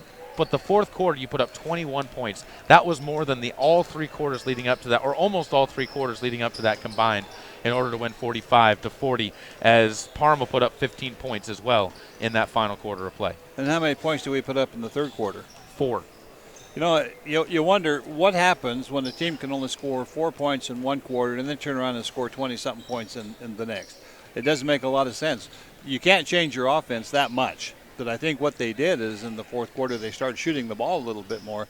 And as we mentioned before, we had people under the basket that were willing to accept the pass and turn around and put it up, and that got us a lot of points and back on top. And the big name that was doing that was Kirsten Rasmussen. She fouled out with about 2.5 to go, but with 14 points and 2 rebounds in the game. Sadie Grunning right behind her with 13 points and 4 rebounds. Casey Smith with 8 points, including 3 of 4 from the free throw line, including 2 that really put the game away for the Cardinals. Danny Smith with 4 points, 3 rebounds. Jorianne Balls, 5 points and 2 boards, and Casey Anderson, 1 point and 3 rebounds. Kat McCullough with 4 rebounds in the game and no points. Only 6 Cardinals scored. That's not something we're used to seeing. And again, the Cardinals, their high rebounder, 4 in the game for Kat McCullough and for Sadie Groning. That's just not the typical game that they play. I'm sure they'll be doing some work when they get back home on boxing out and getting a few more of those rebounds. That really hurt us tonight, that we should have been up by 10, 15 points had we been able to get an equal number of rebounds. On the other side, for the Parma Panthers, they were led by Maddie Jackson, 8 rebounds and 11 points. She was followed by Cassie Forsberg, 6 points and 7 rebounds, 5 points and 11 rebounds for Addison Harris, 4 points, 4 rebounds for Ashley Gentry, and more scoring along those lines down the line for the Parma Panthers. They looked a lot more like the Cardinals when it came to their scoring, spread out, evenly distributed between their players, with nobody really taking the lead in that scoring category. But again, their big downfall was the 30 turnovers that they had in that game. I think if they could limit that to even 20, they probably come away with the win in this contest. And for the Cardinals, the biggest thing is, I think that it might be a shock to you and me, 6 for 6 in the fourth quarter from the free throw line. Kirsten Rasmussen, the 2 girls that did it aren't the shock, but just the fact that they had a perfect free throw shooting quarter, not something that you normally see from the Lady Cardinals. And they needed every one of those free throws, so that made the difference. That wraps up that game. Let's go back to the numbers from the boys' game before we close this broadcast out.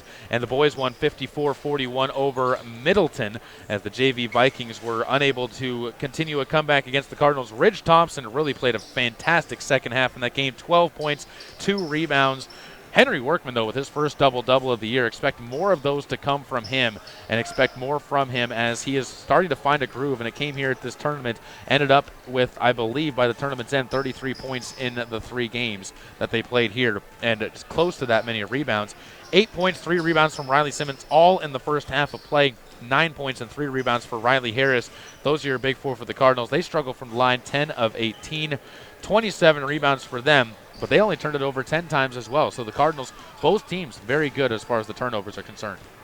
I thought the boys' game was a well-played game on both parts. You know, it's interesting when you put a JV team that comes from a larger school. You know, we forget to mention that. They have a lot of talent to pick from. These kids are no slouch. They're not what we would consider JV players. They were very good. They were big and strong and great ball handlers and great shooters.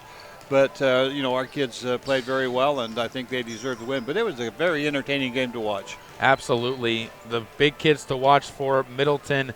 Tyler Robinette, 11 points and 6 rebounds, 8 points and 2 rebounds for Cy Eaton, and Thomas Blazina ended up with 7 points as well. 7 points and 12 rebounds for Nick Weber. So, again, the Middleton JV, a very strong team as well. That wraps things up for us here. I'm Caleb Burgraff for Kirby Martineau. We appreciate that you've tuned in all throughout this week for the Parma Holiday Invitational. We will be back on the air on Tuesday, January 3rd, when the Soda Springs Cardinals head to Snake River on the girls' side. The boys will be playing at home at Marsh Valley, so if you're going to stay and watch the boys' game, tune in and watch the girls' game, and we'll try and have updates for those you can't make either one from what's going on at the Soda Springs boys' game. We do have one update from yesterday, I should say, as the Grace Grizzlies boys lost to Bear Lake 78-55. And if you wanted to know if Bear Lake is for real, that one just proved it. Bear Lake beating the Grace boys by 23 points. I was talking with Kyle Christensen, the assistant coach for the JV boys, and he said, you know what, they didn't shoot that well, but Bear Lake is very balanced and very deep on their side of the ball. So the Bear Lake boys basketball team will be a threat for the Soda Springs boys. The Grace girls basketball team, by the way, also getting a win, 54-44 over Chauvin and the Lady Chiefs, as that was a big win for them. That wraps things up again. Kirby, final thoughts on this game? No, it's just been a fun tournament, and I hope that those people who weren't able to come down here and watch us live, I hope they tuned in and watched the broadcast, even though I had my flubs and everything. You know, it was a lot of fun, and it was a great tournament. This is a fun tournament to come to every year, and, you know, there's been a lot of just exceptional basketball, and we've enjoyed it all, and look forward to it again next year. Absolutely was a pleasure to watch. And until next time, until January 3rd and the new year, will come a new broadcast of Soda Springs basketball. I'm Caleb Burgraff for Kirby Martineau, for everyone who helps out. Until next time, let's go Cardinals. Let's go Caribou County. Thank you for tuning in to this edition of Girls Basketball on KBRV, The Bear, and online at mylocalradio.com. Local sports have been brought to you by Hunziker Ford, Monsanto, and Silver Star Communications. The proceeding has been a sports production and sports broadcast of Old West Media Incorporated and Cook Brothers Broadcasting. No portion of this production can be used or rebroadcast without express written consent of Old West Media Incorporated. Tonight's executive producer is Val Cook. We'd also like to thank our sales team of Julie Burley and Kim Miller, as well as our office manager, Kayleen Anderson, website manager, Garrett Wolf, and chief photographer, Warren Cook. Thanks to all of our fine sponsors and to you as well for tuning in. Be sure to visit mylocalradio.com/Soda Springs for archived copies of games and past interviews with players and coaches from across the county. And until the next time the teams of Caribou County take to the hardwood, goodbye and good night.